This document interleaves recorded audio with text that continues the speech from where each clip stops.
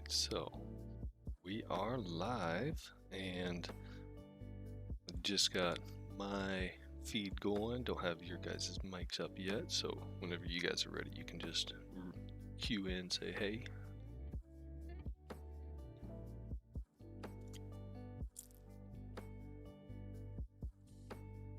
Alright, so I just went live on Twitch.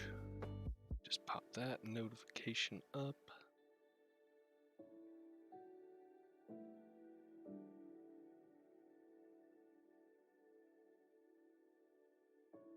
Twitch be twitchy.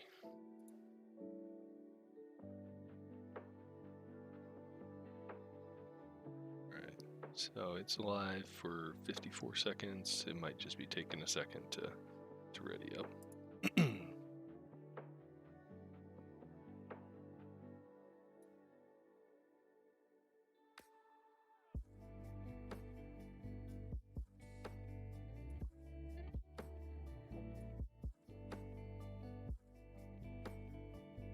So make sure I'm actually watching chat. I encouraged everybody to come over and talk with us, so be cool.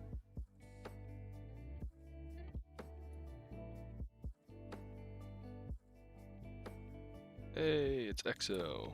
How's it going, man? Good to see you in here.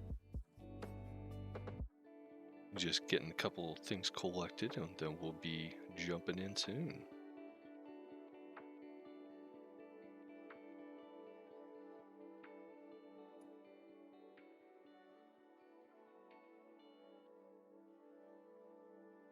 What do you say, EXO? You give me a thumbs up or a it's all good if you can hear me. Sounds good.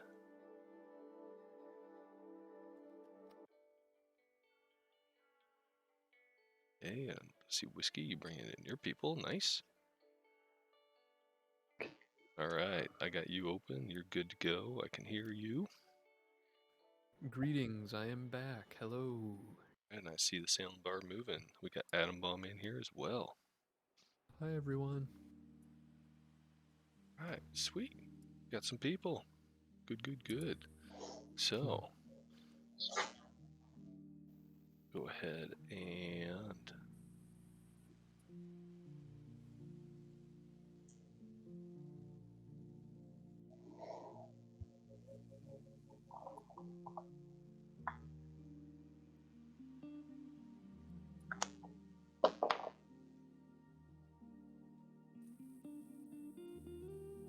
alright, so everything sounds good on my side. I don't know about you guys. I can hear you. I can hear Adam. Awesome. Sweet. Well, let's just go ahead and jump into this thing then. Hell yeah. Let's toggle this over.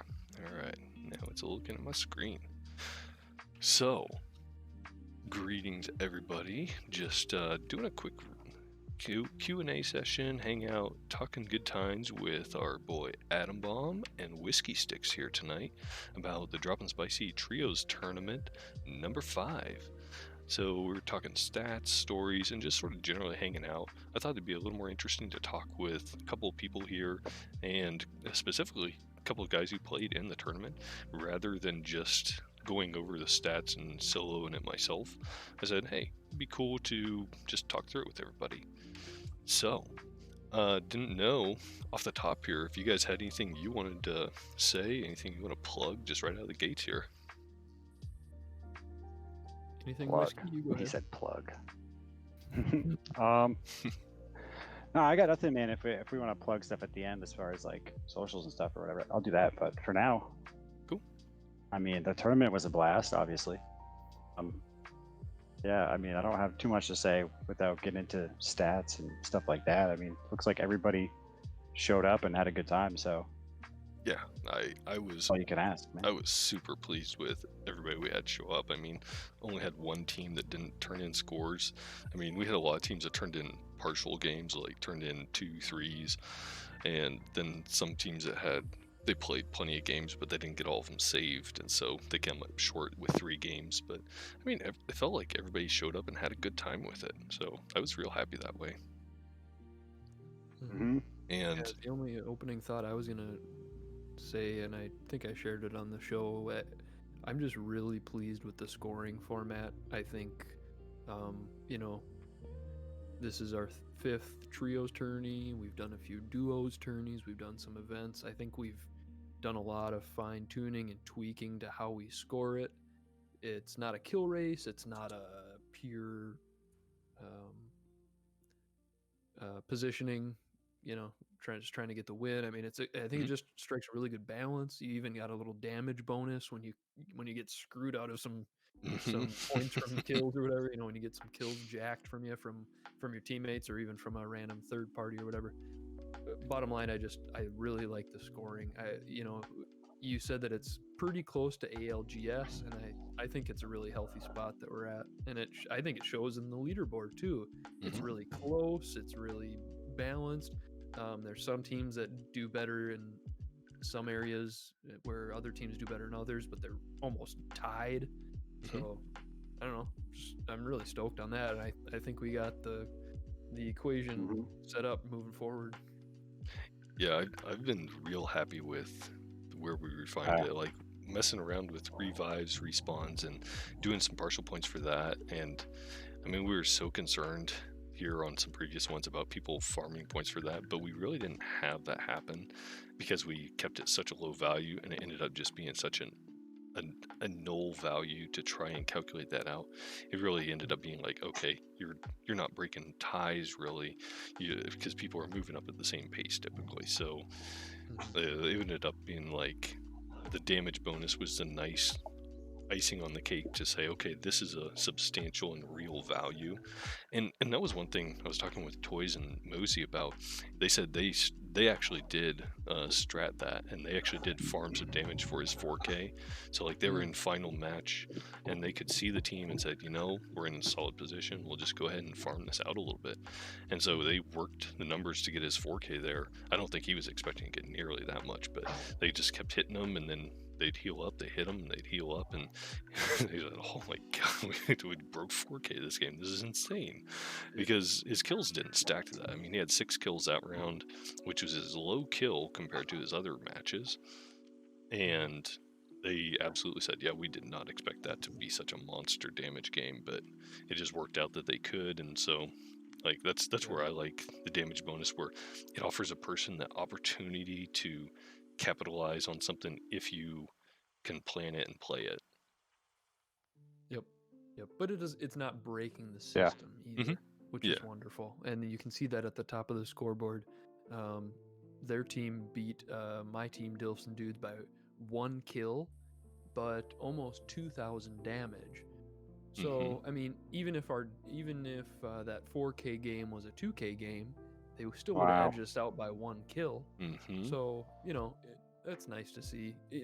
So they did get the edge, but it's not, oh my god, like they beat us by like 8,000 damage, but we had 5 more kills and they still won. Like that'd be a little upsetting as a second place team, but that wasn't the case. And when you go down to second and third place, we got the same amount of wins and same amount of kills as Cosmic Ocelots, but we did get about 800 more damage. Excuse me. That was just enough to get 1 more point to beat them. And then it goes down to third and fourth place too. Just a couple small differences in stats makes the difference. I think that's good. Yeah, that placement points, I feel like that was a really nice adjustment where we pulled that, where it's much more substantial. You get those wins that even that second place, that you're going to jump those final placement points. Like you're saying, you're getting very close in the top 5, and that'll jump you that placement. And in previous tournaments, before we had the damage formula divided by 2, that was throwing it all over the map. And so by sort of slowing that down as an impact, where it's a bonus, but it's not as much. I mean, the first 3 tournaments we ran, you could farm damage for some substantial impact, and it's a nice addition now. But yeah, your leaderboard is placement and kills largely, and you can swap some of those positions in the top there. That's pretty good. That's tight. That's a tight spread. Top 4 is tight, really tight. And can you hear me? Yeah. I agree. Yeah, The placement is really cool to see when people keep it real close like that. And I mean, there's some fall off usually as you go along, but again, a lot of the teams that as you went down the list, we had some ones missing on the bottom end. But I mean, a lot of people had good games all the way around. I mean, everybody showed up and had a good time from what I heard. So I was absolutely ecstatic. And you know what I find from this setup with the scoring, the way we run this, is that you get a bunch of different skill levels, you know, different people playing with different people a lot, and what ends up happening, I think, is people have a lot of fun. You know what I mean? They don't get, I mean, some teams probably get serious about it, but I feel like a lot of teams are out there having fun, and they're probably getting more wins because of the tournament than they would have if they had just jumped on and played. Does that make sense? Absolutely. You know what I mean? Because like I feel like I can play with a bunch of people that are in this tournament at any given night, and we might get, you know, a win or two. You know what I mean? But like when everybody plays for a couple nights in this tournament, we're getting like tons of wins on, and these are just the ones submitted. That's true. Yeah. That's a good point. And that's one thing I will say, I play much different in these tournaments versus like the Elmer Fudd tournament. I mean, he runs an excellent show over there and an excellent production, and that's a lot of fun. But I absolutely play fast and hard, and it doesn't matter if we do well for placement because we make up for that in kills per minute. But in this, you just play to have fun and get in that rhythm where you play a good game, and that's more impactful than getting 15 2-kill games. I mean, you don't care if you get 2-3 kills off drop. You want to get the wins, and like that's the thing I really like about having this tournament over time, where you can really pace yourself and make sure you're playing to win and playing a thought out game versus just trying to drop kills. Like you're going for big points, but you're trying to play smart and strategic and take good third party fights in a way that you don't have to worry about the time that way. I agree. I think kind of the meta strategy in this type of tournament is to drop in and go for those early fights to start off, and then as you get to like maybe top 7, you go, all right, now we're just rotating to the right spot. And then you try and get that win. You know what I mean? Yeah, that's fair. But you want to start off with some points on the board, you know? Yeah, you definitely want to be able to get the ball rolling. I agree. Like that first fight, sometimes you get that RNG to see who's going to take it, but it feels nice to get that first inside of 2 minutes to win and take a fight. Versus, like, I don't like playing for placement for the whole game, because that can feel pretty rough when you roll up. Yeah, that's a good word for it too. So yeah, I definitely like getting into the fights, but you're not just frantically pushing fights. Like, I mean, I feel like that's almost the way a person has to push on true kill race tournaments, where it's the live event, and that's where this is more my style, where you sort of roll into it and work your way through the best game you can play. Let's be honest, dude. Go ahead. Speederman, that team was pushing fights, dude. You're not wrong. Toys pushes fights hard, and I know he makes plays that absolutely blow my mind. He wins fights that I never expect him to. Yes, I have people I play with like that too, where they love the close range, they run right into it, and they somehow never die. And I'm just like, how did you do that, dude? Yeah, there's extra people shooting at you. Yeah, I was so glad to see him finally be able to get an appearance in the tourney, because I knew he'd had teams that he'd signed up on the past, I think 3 or 4, but something would happen, their schedules wouldn't align, they wouldn't be able to make it, and so it was excellent to see him be able to be in this one, because I knew he was going to show up big. He dropped a 4K the first day of, or the day before the tournament started, and I mean, he's been doing 2,500 and 3Ks pretty regularly with wins. I mean, dude is an excellent player, and I think he's solo queues almost, I say exclusively, but a lot, and so I think he's used to taking and winning fights on his own, and sometimes it's hard to keep up pace, but he's a very good player, and I've played with him enough now. We sort of have a feel for how we each interact, and he definitely has saved me 100 times over. So Yeah, I've only played with him a few times, and I mean that's how it is. But he's the first one into the fight, but he usually never dies. And even if you go down when you get there late, he usually finishes the fight and then picks you up, gets your banner immediately, and then he runs off to the next fight, and you just got to make sure you keep up. And for a story on their name, they actually didn't have a team name submitted at time when they first sent in. And it's like, hey, I should just call you guys Team Speeder Man, because he plays and has played Pathfinder a bunch. And he's like, Speeder Man, go! And then he'll zip off and disappear over the horizon and go squad wipe. So, yeah, that's what happens for me. I pick my head up from a death box, and fucking somebody like him is already shooting somebody else somewhere else. So I'm like, all right, I'll be there in a minute. Yep. That's pretty good. But now, I've put in a couple of sections down below about the honorable mention section. I like that we have our champion, our MVP slot, but I also recognize there's so many good things that people are doing in these tournaments that I wanted to start highlighting that. And I think I've had that for the past couple of them now. And I was working with Gio on the previous one saying, hey, I think this might be a cool way to highlight, like, people are getting it done even if they aren't taking the MVP slot. They're MVPs in their own right, so you'd say. So, like, respawns, revives, survive times. And now that we have knocks and assist stats, I'm just trying to figure out some cooler stuff we can do with that. But like, there's, man, if I can get more data from respawn, we got it'd be awesome. Right? Like, this is just the surface level stuff. There's an iceberg of data down below that I'm just like, that'd be so cool. Oh, I know. Have you ever seen when they revealed the stats that they keep? There's a guy that just tracks the data. That'd be cool. It was a long time ago. They showed.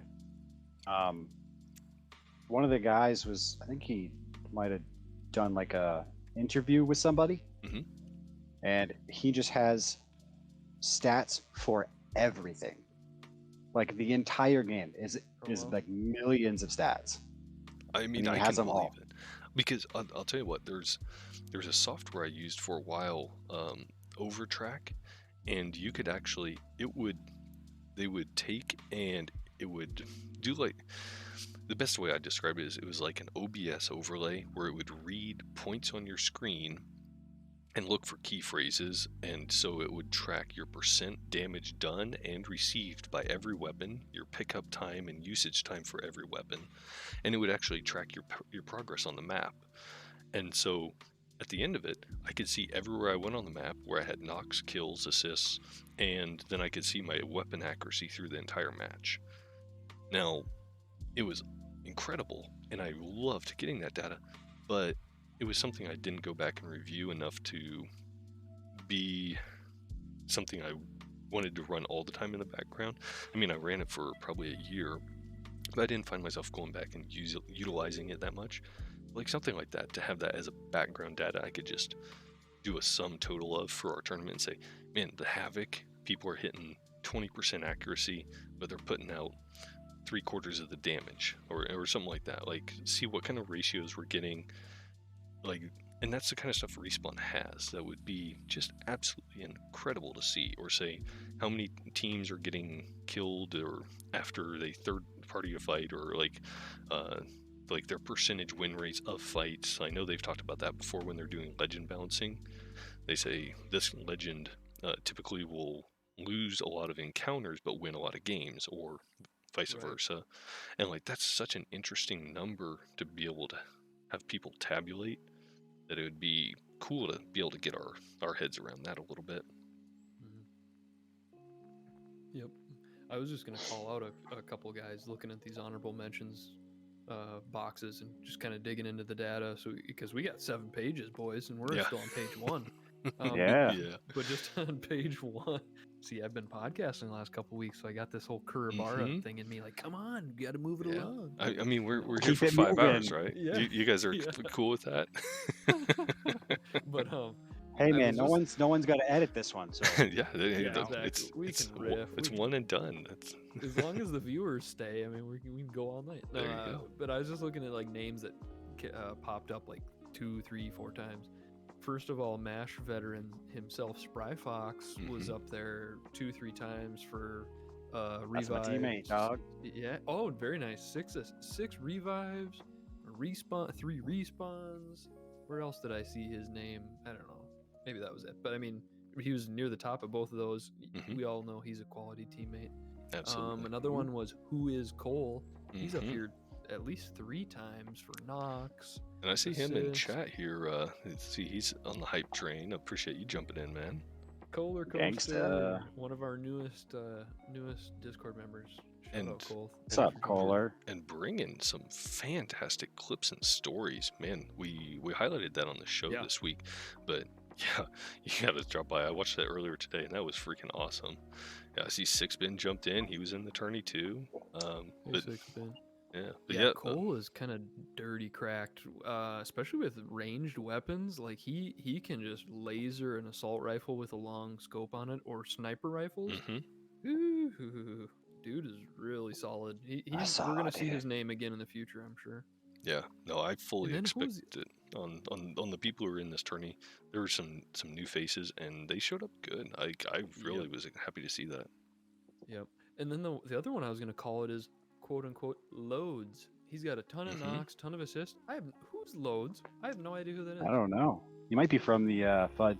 Yes, I believe the FUD boys. If I remember right, he was. Let's see, Cosmic Ocelots was his team. I'm trying to remember who else it was, but I was thinking that he was paired up with Man Who Laughs and who else was it?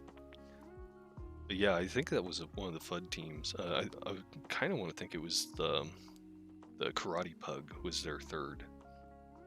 I don't recall for sure. Okay, that would be so. That was my third. that was like my third. That was like people that my third teammate plays with sometimes too.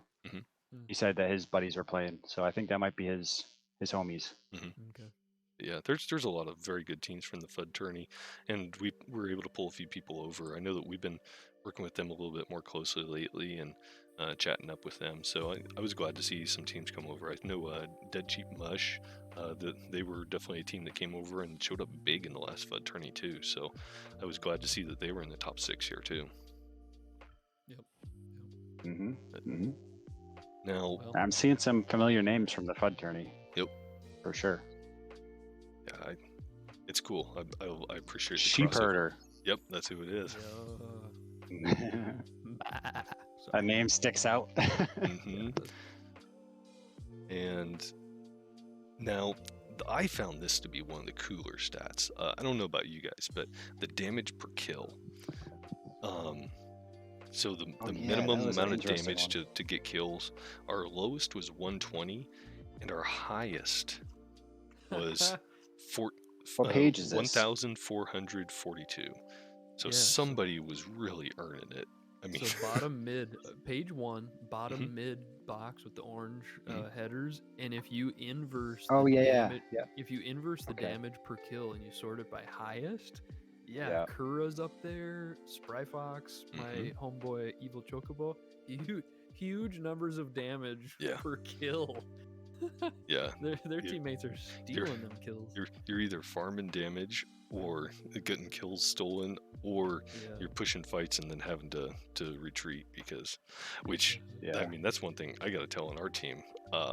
Man, one of our wins, we lost every single fight. We even technically lost the last fight of the match because the ring killed them.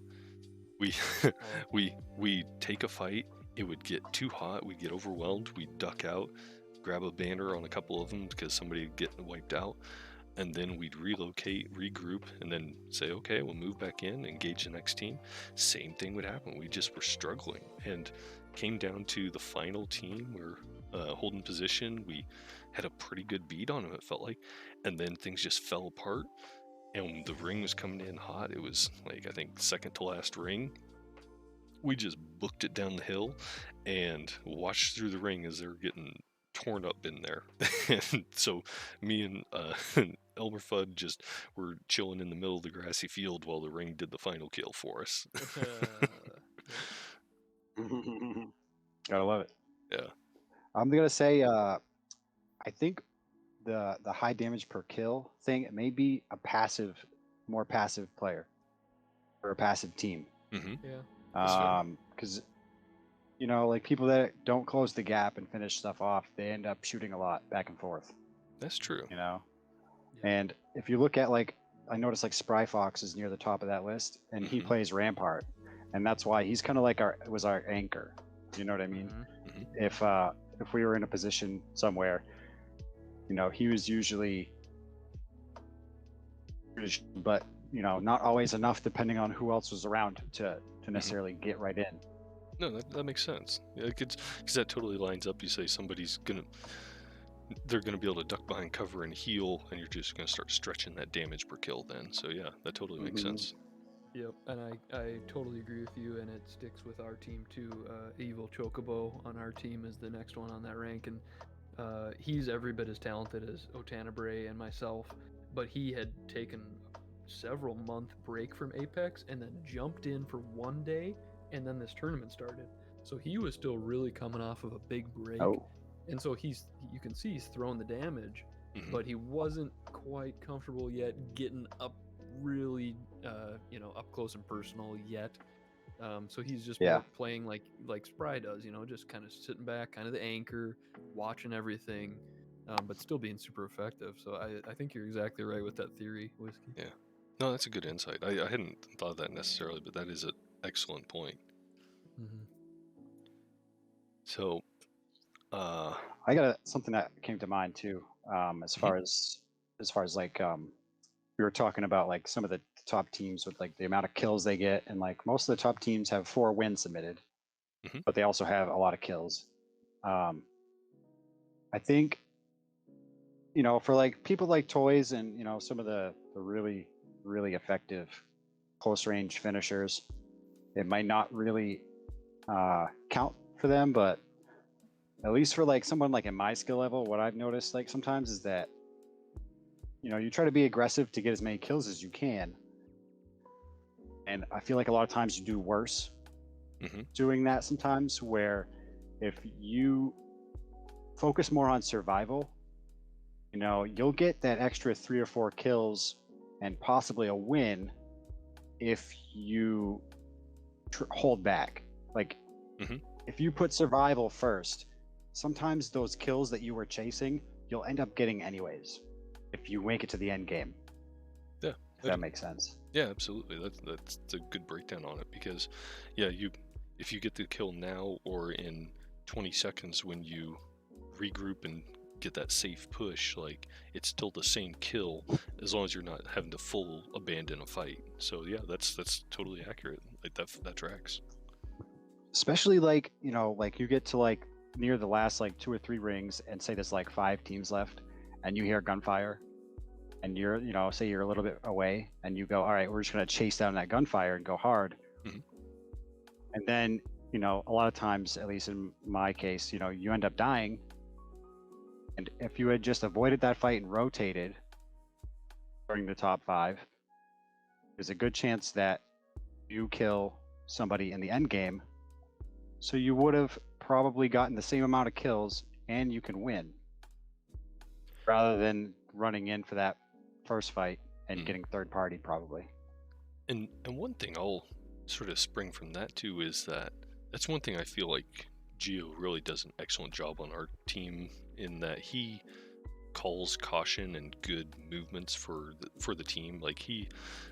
He's the shot caller. He knows when and where to push and how to make the smart plays. So, and he played crypto this tournament, so he was actually getting drone scouting and drone damage, and then we'd be able to push up safely and we could snipe. He does very good with triple take, so we were able to sort of scout those fights from afar and move up more safely, like you're saying. And we definitely had a lot of fights where we were doing better because we were playing more cautious. And he always calls, he always watches that kill feed and says when he sees 1 or 2 people knock during the firefight that you hear, that's when you push. And again, with his drone, he was able to observe better where and what was going on. And as soon as you get those 2 knocks, he could go in, drone, and hit him with the ult, and then we could follow up and just roll through, clean up both squads, and get a little bit of kills from both that way, and then still be able to, play it safe because the shields are stripped. So, that's where I feel like I have to give him credit. He is very good at calling and organizing those. And this tournament, he was playing more strat, and that definitely helped us a lot. Yeah, that makes a lot of sense to me. Like, especially near endgame when you know that the circle's tightening and there'll probably be more than one team involved.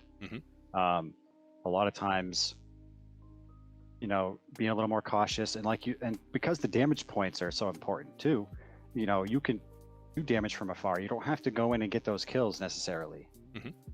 If you start doing damage like that, and maybe you weaken them for the team that's fighting them, and then, you get damage, and then the other team kills them, and then you can go in and kill that team. And what's nice about that is if you get, if you go in as the third party, and then somebody comes in as a fourth party on you, you have all their death boxes to shield swap from. Exactly. Yeah, that's a good point. It's pretty obvious. Most people are like, duh, but I don't know. Sometimes though, verbalizing that and sort of talking through like what you did in game, like there's a lot of things that I know in game that a lot of us are doing that we don't necessarily think about. Like it gets internalized, and for better or for worse. Like there's some things where I know I catch myself hopping in fights that doesn't really work to my benefit. I should be dipping and weaving instead of hopping, and it would be much more effective. But that's something I know that when I think about it, that's what I'm doing. But in the moment, I'm not even thinking about it. And so on the inverse of that, where you're watching damage and making sure you're pushing and taking as much of that damage over time as you can, like I think there's things like that where a person gets in a habit of it, and that's where, especially say when teams start to break away and really just do massive games, I think people have to be cognizant of those things and make those specific changes, and sometimes that's freaking hard. Like I know that it is really hard. I do the same thing as you, Crazy. I jump when I'm reloading sometimes. And it's bad. And it's that moment where like, when I watch the playback, I'm like, why did I do that? I should have done this and I would have been just fine. Now, character-wise, I am curious. Did you guys expect to see Fuse in as high a pick as he was? I'm gonna flip over here to the next page actually so we can see that, but man, character pick rate. I was very surprised by a few of these. So yeah, I was waiting to sink our teeth into this second page. You have 7 pages, but the last couple pages, that you've got a few that are still under construction. And stuff. But these first 2 or 3 are the meat of it. And page 2 tells a big story about not the players in the tournament, but the legends in the tournament. And Fuse showing up big. I can tell you, I didn't expect that, but it does make sense to me, because I know of at least a couple players that, I'm not going to call them Fuse mains, but they play them a lot. One of them being our new guy, who is Cole. Absolutely. He plays Fuse a ton, and I think a lot of his stats contributed to what we see on this page. I agree. Just judging from that one clip I saw, if he was doing that every game, then that certainly was pushing him to the top. And now, am I remembering right? Did you run Fuse in the tournament at all as well? I know you've been playing him some lately, but I didn't know I've been playing him a ton in pubs, but I don't know. I think maybe one game I counted with him. Okay. Yeah, I think maybe 1 out of our 4 I submitted as Fuse. Okay. But yeah, I everybody, like my teammates, like to rip on me about Fuse and think he's one of the worst legends. I think if you know what you're doing, he can be very legit, especially as a third partier. Oh, when you roll up on a fight that's already happening with Fuse and you're a good 50, 60 meters away, and you can just start chucking all your stuff, your your tactical and your grenades, and your ultimate. He's fun and effective in that scenario. I think Fuse, to me, feels a lot like Bangalore, and it's it's kind of a positional player. If you use the abilities for tactics rather than trying to kill somebody, I think that's where you get the most out of Fuse. And I think this buff that he's getting with the double stacked clusters and the cooldown is going to put him really right in line with Bangalore. Because think about it. He's got a tactical that doesn't really kill. He's got 2 of them that he can use immediately on a fast cooldown. And he's got an ultimate ability that does damage to a decent area, plus provides what's the word? Like area denial, and like moves people, right? Just kind of like Bangalore, you know what I mean? Differently, but similar. No, that's a good parallel in there. I feel like Bangalore's speed improvement is huge to be able to survive, but I feel like Fuse has more tactical advantage. So like Bangalore is better reactive, but Fuse is better pre-planned and planned out. Yep. Yeah, I agree. And this next season I think his rework is going to be absolutely huge. That's getting double on those and a shorter cooldown from 25 seconds to 18. That is really going to feel pretty substantial, I think. I don't think a lot of people fully realize it, but the people who are already playing him are really going to start having a big advantage. In an average fight, that's not in one room or something. He's going to be able to shoot his cluster grenade like 4 times. Yeah, I mean I fully expect that to get rolled back some, whether it's damage or cooldown time. I think we're going to have him show up and just be a frightening stat all of a sudden. Yep. I don't know that it'll be meta, but where he shows up, the person will want to pay attention. Agreed. Dev has already, I think it was Daniel Klein said that this is an immediate fix because of how bad he is. This is not what they intend to do to him. They just don't have time. Okay. Yeah.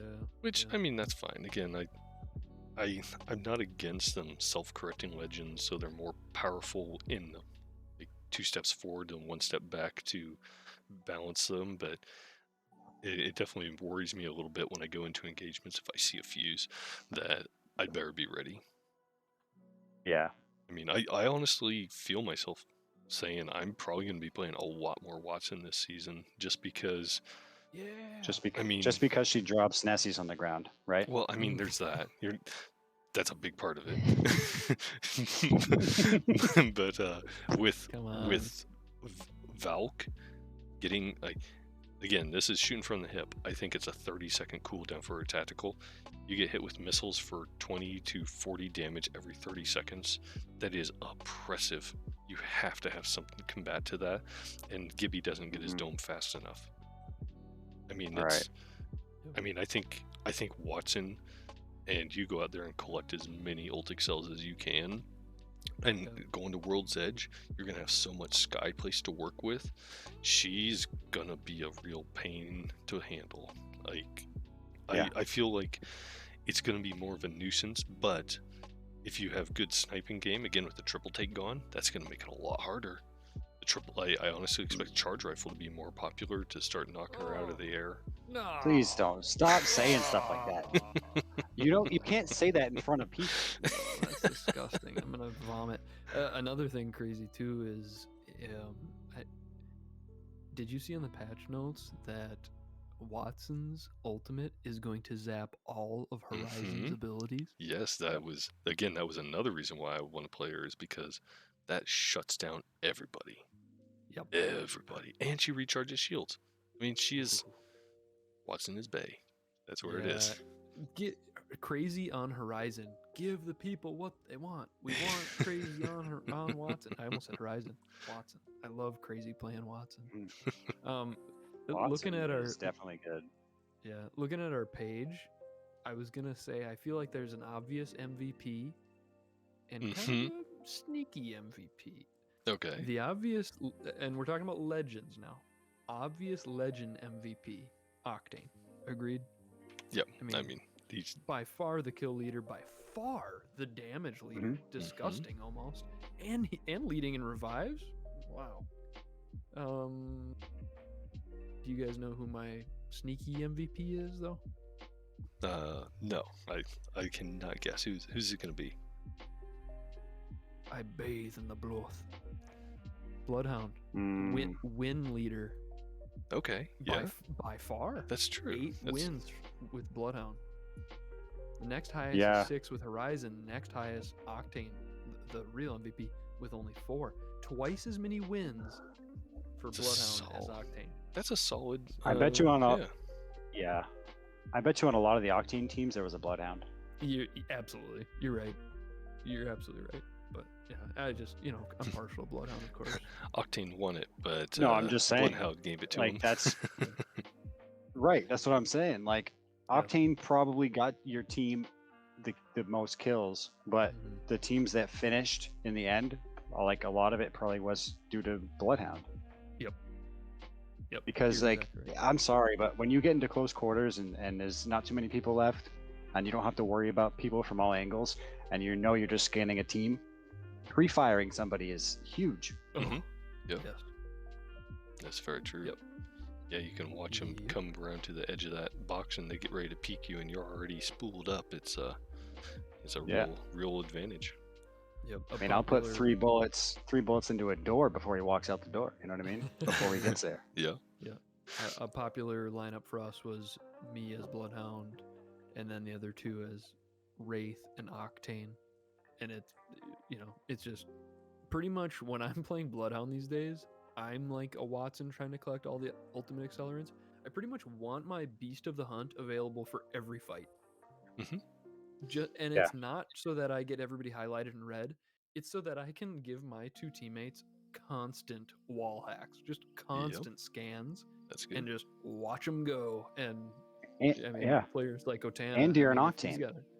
And players like Otana as Wraith and whoever our third is as Octane or Horizon, whoever. I mean, they can just get in there and, like you said, start pre-firing and doing things like that. I mean, it's huge. It is. It's really big. Now, there's been a meta this season that's very real. I think we have to touch on here. Revenant was rising in this tournament. He was in the top lineup, and so the Rev train. I saw in chat here, Sixbin was saying Death Protection helped on their pushes. I 100% agree. When you get a Revenant on your team, and especially on a tournament like this, where you're playing with people you know, people you're communicating with, it's not pubs. Revenant is extremely powerful. And obnoxious but powerful. Yeah, I mean the statement of Revenant Octane of hard far pushes with little to no risk on your part is oppressive, but I mean, do you guys think that Revenant's rise was due to Octane's jump pad, or do you think that Revenant people are realizing his benefit of a tactical push? Because the jump pad is I think people had already tested out. Yes, I think people had already done the Revenant thing when they gave him the buff to the totem, and I think a lot of people came to realize that it wasn't as effective as they wanted it to be because it took too long. And because you gotta be really smart with the totem. You either put it far away so that way when you get sent back, you have time to decide whether you want to heal or push. Because if you're fighting a good team with a Pathfinder or Octane, and then you get sent back and you only get sent back a couple meters, well, that Octane's just going to run up to the totem and you're not going to heal. So you got to put it far away, right? But when you put it far away, it takes so long to get there that when you get sent back, if you didn't do enough damage to them, that you really do nothing. because you reset and they reset. Yeah. Mm-hmm. But So with, I think the pad was everything. but with the pad, then you get that second fast push, and that's what makes the Exactly. difference, right? I mean, usually when you've got the And it's one way. Like the big difference I see with Octane's pad, I mean, the Rev Wraith strat came up as soon as Rev got unlimited distance, but I think the difference now is that the team can't chase you back. Oh, right, yeah. Well, how about this? The portal is not that long. That too. That is. And now the jump pad buff, you can launch freaking a mile. Right, exactly.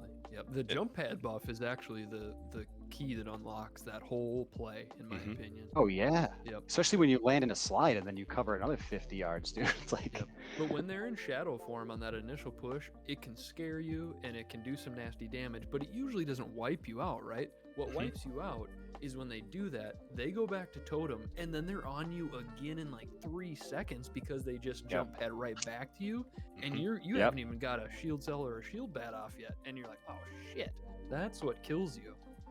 And that's where the trick is. You have to decide: do we heal or do we just get ready to fight them? And I think the answer most of the time now is you don't heal. Right, you push and try to catch them off guard, but they still have the advantage. Ugh. Yeah, especially if they surprise you, right, on the first push, then chances are you took more damage. Yeah, if they show up and you don't see where they jump from, that makes it a lot harder for sure. Yeah, and we know how the audio is, so. I mean, you're not wrong. I honestly, I think more of my play comes from visual. I think that some of it, I'll still read audio cues, but I mean, a lot of that kind of stuff, I probably would be just watching for the arc when people are jumping.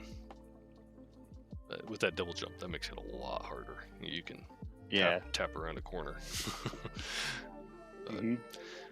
But I mean, there's a lot of legends at the top here that I think weren't that surprising, but I mean, it's I was surprised to see Wraith as low as she was. Yeah, she got bumped down pretty hard.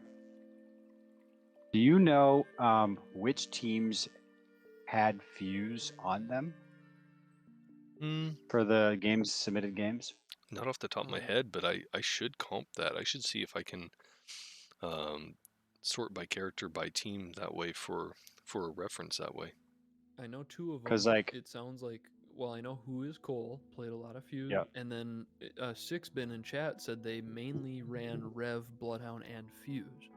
Now I don't know, was Sixbin on Cole's team? I don't know, but that's 2 references to Fuse. And then Sixbin says Who Is Cole ran Fuse the entire time, and so I think they are on the same team. So they were. I think he was like the majority of the Fuse stats we're seeing, honestly. Yeah, well, and again, that's where you say we're looking at pick rates. Again, for the pool of teams that we have, so like Fuse, he had 10 plays, and so 4 of those would be from one person if he played every game. So I mean, if we get a deeper bench of people playing, that sort of starts to skew the stats a little bit. But if somebody says, hey, this is who I'm playing the whole tournament, you can really have somebody pop up on the list pretty quick. Like Caustic, there was only 2 plays. Gibraltar and Loba, there was only 1. Watson had 3. Mirage had 4.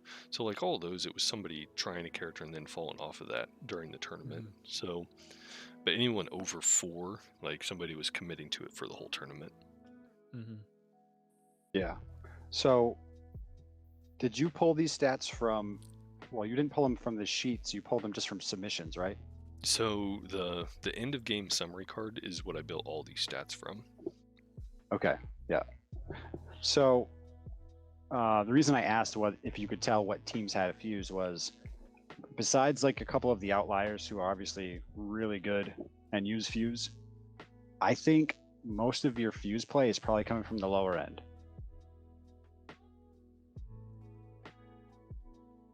Let's see here where he fell for damage. I mean, he was 41 kills, 15,000 damage.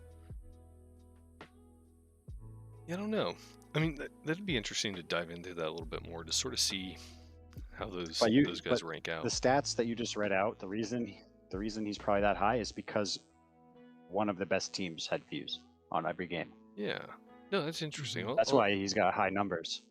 I'll have to see if I can correlate that for the next one, like win rate versus pick rate for characters by category. See if I can work that out. Yeah. It's just just from my opinion, like playing this whole season, most of the people that I know that use Fuse, as their main basically, are not very good players for the most part. Yeah. I'm not saying they can't have good games. I'm just saying most of the time my friends that pick Fuse are not very good players. They're not people who want hard to use characters with movement and you know what I mean? Like, yeah, I've heard some of that. They're more passive. They're more like, I can stand back here and throw these grenades a mile and still help my team. And that's fair. I've heard some of that. I know Hurdle chimed in on a couple of my streams saying he's got a friend or two that play Fuse and they just don't get it. And they're just really struggling with it, but they keep picking him because he's fun. So yeah, I think it's always interesting too to see legend picks and plays where you go, like, what makes people play characters? Is it that the character's fun? Is it that the character feels like they're good with them, or the person just specifically says they want to get better and they know they have to play to get better? Like the old adage of you have to get 100 kills to feel like you're familiar with a character. I mean, there's a big amount of time to commit to really get good with some of those characters, and especially coming out this season, like, I think there's probably a lot of people playing Fuse that, I mean, that's a while to get there. But I would expect to see this next season, he's going to be a lot more fun to play or more impressive to play, and so those people are probably going to get a lot better pretty quick. Let's be honest, Fuse is a new character, so there's some of that too. A lot of people are using the people they're comfortable with. Absolutely. And jumping down in the corner there, I had a stat I wanted to highlight on real quick, in that Olympus was absolutely the place where it happened. Yep. I don't know if it was time. I know for me, I played most of the matches on Olympus just by sheer rotation schedule. But the kills and the wins were almost exclusively on Olympus, not Kings Canyon. And I don't know if you guys had any insight to say, like, did you guys get to play as many games on Kings Canyon as Olympus, or was it something that you guys just felt like you played better on Olympus? Whiskey? I think our games were fairly well split between the two. I think our best game was on Kings Canyon, but if I had to take a guess as to why Olympus, I think that's where typically you shine in a 1v1 situation, is on Olympus. You're more apt to win a fight that you choose to take, because I feel like there's less thirds, or the thirds are a little bit slower, or you can see them coming. Agreed.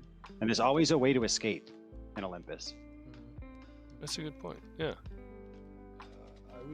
I think our time was pretty evenly split as well, and we just had terrible games on Kings, mostly related to third partying, or just really unlucky drops. I'm not sure if it has something to do with the way the points of interest are right now.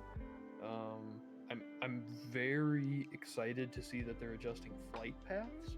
I don't know if you guys saw that in the patch notes, but they are scooting a lot of those former flight paths inward. There's not going to be the extreme, like, whoa, only the north side. Yeah. I don't know, those.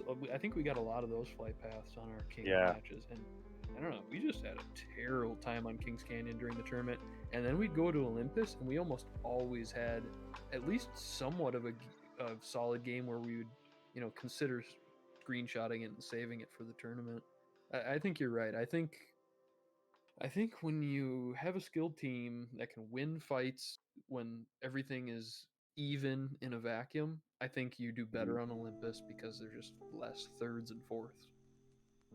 Yeah, and I agree. And I think a lot of it too is like the long sight lines. You almost get to choose what you want to do, whereas in Kings Canyon it's forced upon you.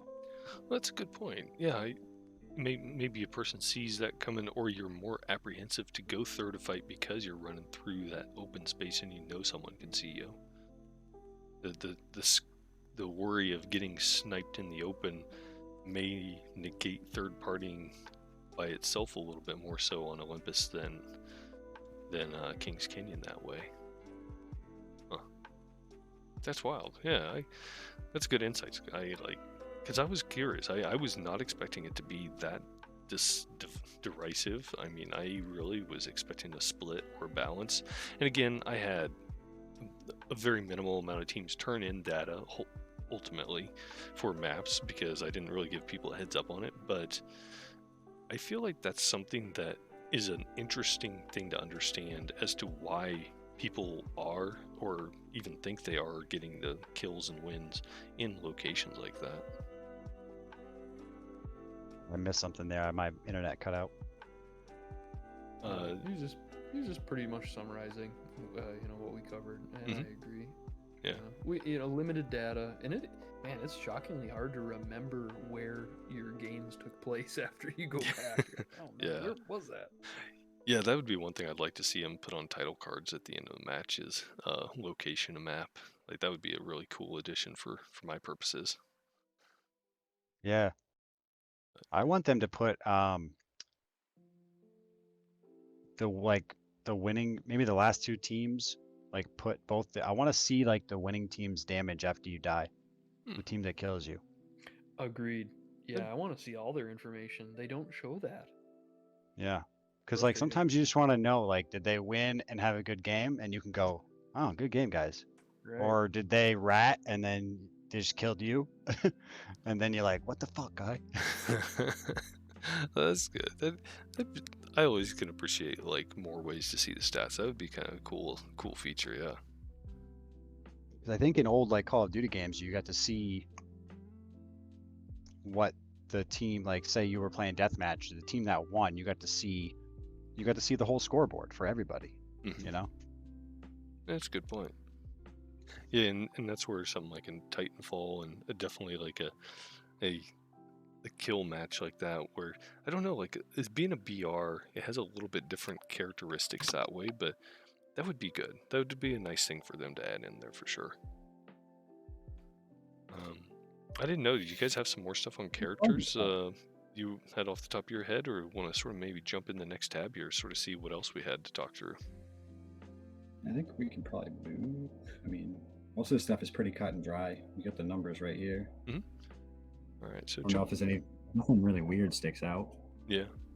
All right, so I went ahead and jumped over to page 3 here, and this one's more of a categorical type of deal. Say each of these next tabs are more specific categoricals.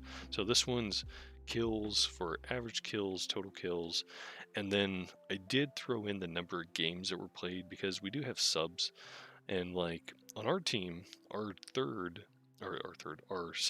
fourth player, Booty Claps, he showed up just middle of the day, said, hey guys, I had a pretty good game. I don't know if it'll hang in there, but here it is. He had 12 kills, and he only had the one game he turned in, so his stats look insane, averaging 12 kills, but it was over one game, so it's a little bit of a skewing thing, but we were like, well, yep, that's staying in the submittable because that beats out a couple of our other ones, but nice. Yeah, like this one's nice to go through if you want to look at your own teams or compare that way, but I mean a lot of it is sort of scales where you'd expect, where I mean the winning teams are going to have higher average kills per game than the teams as you place lower, so I don't think there's any big surprises here. I didn't know if there's anything that jumped out to you guys though. Not really for me on this page. I was pleasantly surprised with my personal stats, to be perfectly honest with you, because I didn't feel like I had a great tournament, but I kind of up near the top, so that brought a smile to my face. You did well, dog. Thank you. You did well. I'm not trying to toot my own horn. I was genuinely surprised. But I definitely think props are deserved there. And did I see right? You had a clip in there from Turbine, that's like the room towards Hammond Labs, where you squad wiped 2 full squads all on your own. You had the Havoc and what is it? It wasn't a 301, but was it? I don't remember what my secondary gun. I just remember it was my Havoc game. Yeah. That I went dirty with the Havoc for like 20 minutes there. Yeah. I was having a freaking. It was beautiful. Time of my life. It was just rolled up, just working corners, taking range on people, and just drop, and then the next team tries to third and just not having it. It's absolutely wrecked everybody. It was very impressive. I had to give you some props on that. Thanks, brother. Yeah, that was a dope one. I for some reason the Havoc is natural for me, and I suck with other guns that are popular like Spitfire and Flatline. Terrible. Something about the recoil pattern on those guns I cannot do. And then the Havoc, which so many people do not touch the Havoc because of the recoil pattern. For some reason, it's just natural for me. That might be a controller thing. Maybe, I don't know. I think so. It's natural for me. Yeah, and that's one thing. Watch out Season 9 because they are they are reducing the initial recoil kick on the Havoc. So I expect Havoc to be even stronger next season. Yup. Havoc triple take. Thank you, Otana Bray in chat. Oh yes, that's right. So I hit him a couple times with the triple take, and then I just worked him with the Havoc. Yeah, love it. Yeah, now I want to play. Damn it. Yeah, definitely. So I think the Havoc needs that buff because it's an assault rifle. You should be able to shoot it at mid range. Right. I feel like it's just not in that spot. Like you can't put it 3 times on a Havoc. Oh no, I love my 3 times. That's the only way I want to run that thing. Yeah, if you're a serial killer, crazy, open a 3 times on an assault rifle, not worry about it. How the fuck you hit anybody with a 3 times on a Havoc? Yeah, I can't. That's the only way I run my Havoc 301 and Hemlock and Flatline. If I find a 3x that goes on there in a half a second. You can't put a 3 times on a Flatline, you psycho. I know, he's such a psycho. But you know what? To each their own. It's a wonderful thing about this game. You can pull it off. Well, and that's the thing too. Like I like our comp here because I'm keyboard and mouse on PC. Whiskey, your controller on console, and Adam, your controller on PC. So like we've each got a little spread of the control schemes, and I feel like Flatline is unbelievable. I absolutely love the way that thing shoots now. Like that is something that I'm taking that over Hemlock. Crazy. It's because you don't sleep enough, dude. I'm just delusional. That's all it is. No, I've seen some people really good with it, and I just don't understand. I just literally cannot understand it.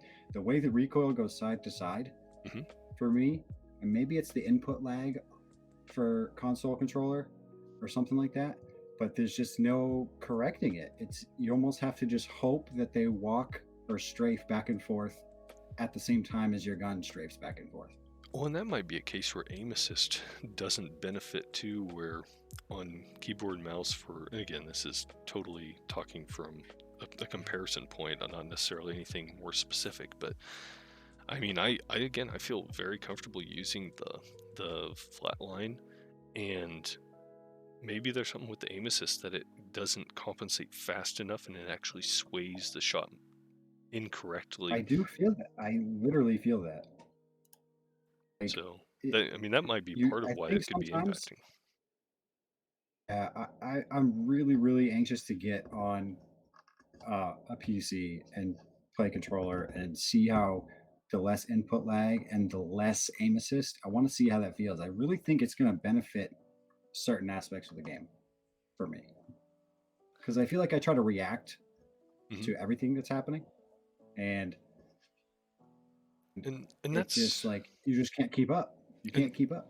And that's the thing I've heard, like people going from keyboard mouse trying controller, is that the aim assist, it feels irregular enough. Like, I mean, people will sometimes say, "Oh, aim assist, like that's why they're getting early." No, there's a reactivity to that where it has an unnatural feel, and you have to learn that a little bit too. Like you're compensating shots and aim assist. So I mean, there's a real learning curve with that. It's not just a snap to. I mean, I've tried a few times, and I still struggle to compensate to what that is. So I absolutely think that a person compensates to the aim assist based on your playstyle. Like, I bet going from controller on console, controller PC, having that much of an aim assist difference would feel substantial. Like, it would feel a little bit wonky. Anyway, again, that's sometimes I think honestly the input lag, input lag it's way different on PC than on console. That's fair. I think sometimes in those situations where you're trying to track faster, like a strafing wraith, you're trying to keep up with. It's like even if you think you're on time with it, it's not translating immediately to the game. That's fair. So, who knows? We'll see. Yeah, that's a good point. Well, I didn't know. Do you guys have anything else on this page? Otherwise, I'll go ahead and jump over to the next one. I think we gotta get scooting. So page 4 here, it's total damage. Again, similar profile as what total kills. Yeah. Again, I don't know that I had anything special on this one, other than you say looking at the top 4. I mean, it's kind of, or the top 3 there, where there are 4 games submitted, and it's all almost over 20. It's over 2,200 for all 3. I mean, that's scary. That's really wild. Yeah. I didn't have a whole lot on this one other than to say going through it on at everybody's own time that way. So, what about you, Atombomb? Do you have anything on damage page here?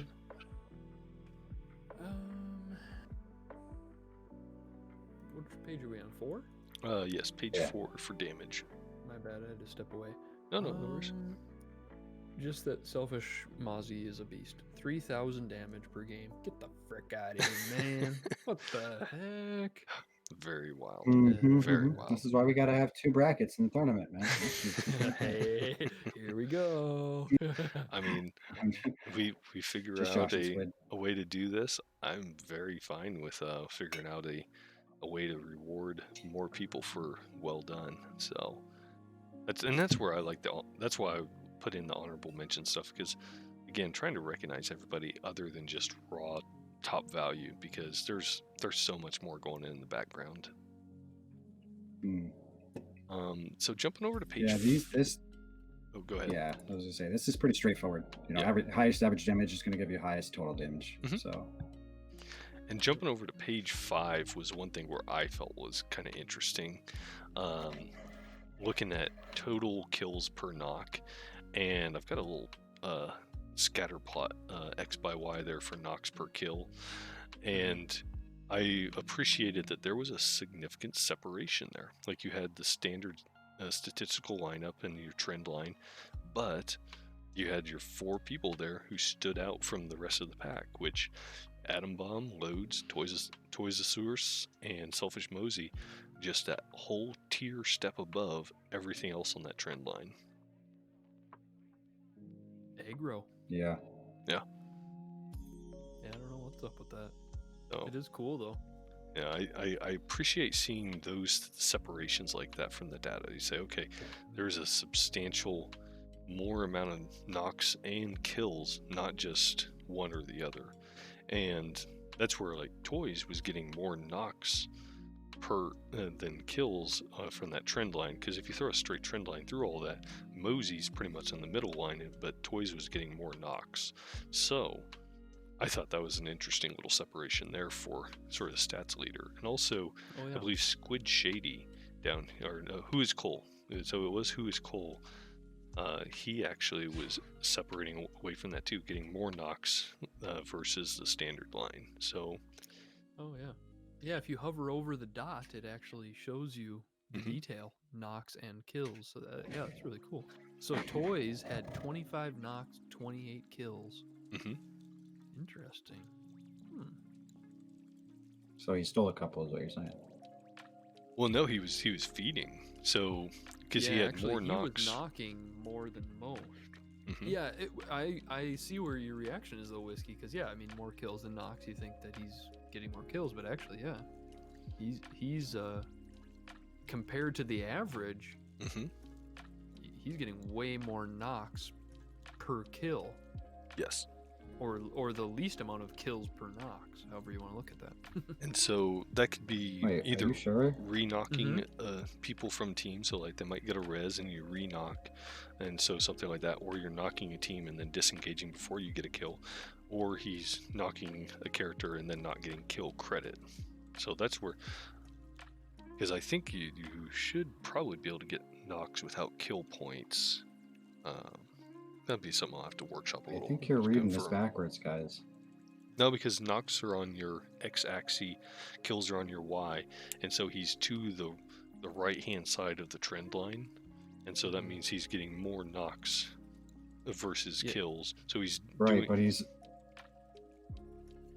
no. That's not necessarily what that means. It just means he's getting more of everything. Well, true. I mean, he's further right than everybody except his teammate. So I mean, it's not like he's getting more knocks than kills. He still did get more kills than knocks, but just on average, like if you drew a diagonal line from the 0-0, it's drew it all the way up to Selfish Mozzie, there'd be a few players that are below that line. So they're not getting more knocks than kills, but they're just on the downside of that. They're getting a lot more knocks. Because you're not looking at a ratio of average. You're not looking at the ratio of kill per knock. You're looking at the trend line statistic of where the average falls and where your value falls. Are you getting more knocks than the average or less? And so, like you were saying, the trend line between Selfish Mosey and the 0-0 puts Toys at more knocks than the average line. Yep, like him and Who Is Cole. If you highlight over Who Is Cole, he only got one more kill than knock. So he's not cleaning up a bunch of other people's stuff. It's like he's doing his own work. And so that's where, like, if you take that trend like that, you're saying Loads, if he played and got more kills and knocks, he's at the same ratio as Mosey, so he could potentially perform the same. Whereas Atombomb, you're probably about on point, maybe slightly higher on kills and knocks, so you might actually overperform on that trend line, but you're really close in there. Whereas Toys is not going to hit as high a kill ratio because he's got more knocks than kills. So based on the trend line, if you force that upward through the average, Toys would not achieve as many kills per knock as what Mosey would. This is a graph that I cannot wait to see on the next tournament. Yeah, especially if we get some more teams, a bigger tournament, maybe it'll be spread out a little bit more. It's really clustered right now. This is really neat. And I see how Atombomb puts in a good point. He wants to see a keyboard mouse versus controller. I can absolutely do that. I'll need to make sure I get that recorded, but yeah, I can definitely do that. That would be a really cool stat. I can certainly do PC versus platform, but that isn't 100% the case. But I mean, I could certainly try and track that down. That would be a really good thing to know. Well, you could do all three if you wanted, right? Yes. You could do console. You could do both inputs on PC. And separate them out. As long as people because I could go just through the submission and give all the data. Yeah, because I can just categorize that and say, okay, we've got the name category, and then I can subcategorize by platform, and then we can just break those out in a colorized plot, and it'll build trend lines out of that. So it is absolutely something to do. That's a good point. As long as the people on the back end aren't shitting on anybody for what they're doing, which we won't. We won't. I mean, we like to joke around and stuff, but I mean, nobody on the show, and and nobody in the community that's gonna do something like we're doing tonight. I mean, we're not gonna crap on anybody for playing on one thing or the other. So yeah, that'd be cool. Oh yeah, I mean, we were all excited to get crossplay. Hell's yeah. Yeah, it has been really cool that we can just collectively do this way. Like, again, do you guys remember back in the beginning? We had to go LFG PS4. Yeah, it sucked. Like 4 people. Criped. You couldn't even do Xbox and PS together. That sucks. I know. So much better. It's funny how you kind of take that for granted after having it for a while. Yeah, that has simplified this so much more for being able to get people together and feel like you can build teams easily. because before it was LFG, like the day or two before registration closed, me and Gio would be reaching out to people, say, hey, look, we're trying to wrap some teams. Need one more on this platform, one more on this one, and it was tough because some people would say they really wanted to play, but they didn't have anybody. And again, that was one of the changes I put in this tournament, is that I said there's no minimum. Like, you show up, you turn in whatever games you play, and it's your points, but you can have as few as one people, just so we get more people who feel comfortable say, hey, it might not be my best games, it might not be everything, but I'm putting my numbers in. Like, I wanted to engage more people, because as soon as people start playing and talking about it and being active, then they're going to be more likely to find teammates for the next one. So, Yep. I mean, I figure that's the first step. Get people engaged in a way where they feel comfortable to do that, and then we can keep it rolling. Yeah, and sometimes like you just gotta dip your toes. Absolutely. Yeah, let's find out, like, and wow, this is... you get in there with like a person or two people. It's fun. You get involved, Absolutely. Ooh, and I see Otonabrae's calling it out there. He says, when the 1v1 tournament coming back? It's on the horizon. So I can't give details yet, but plans are in place. Things are coming together. We got a lot of moving parts right now. So between arenas, 1v in the range, and oh my god, I mean, all of that, there's a lot of good potential here. So yeah, I think a lot of there's stuff for us to discuss. Yeah, I think there's a lot of flexibility. And I mean, if anybody's got suggestions, hit us up. I am well open to taking suggestions for events and ideas, so do not shy away from saying, hey, I think this would be cool. What do you think about, so for like the 1v1 thing, it's kind of fun to do like the little quick little setup thing, but what do you think about like extending it to more of like a league format? It doesn't have to be done in a day.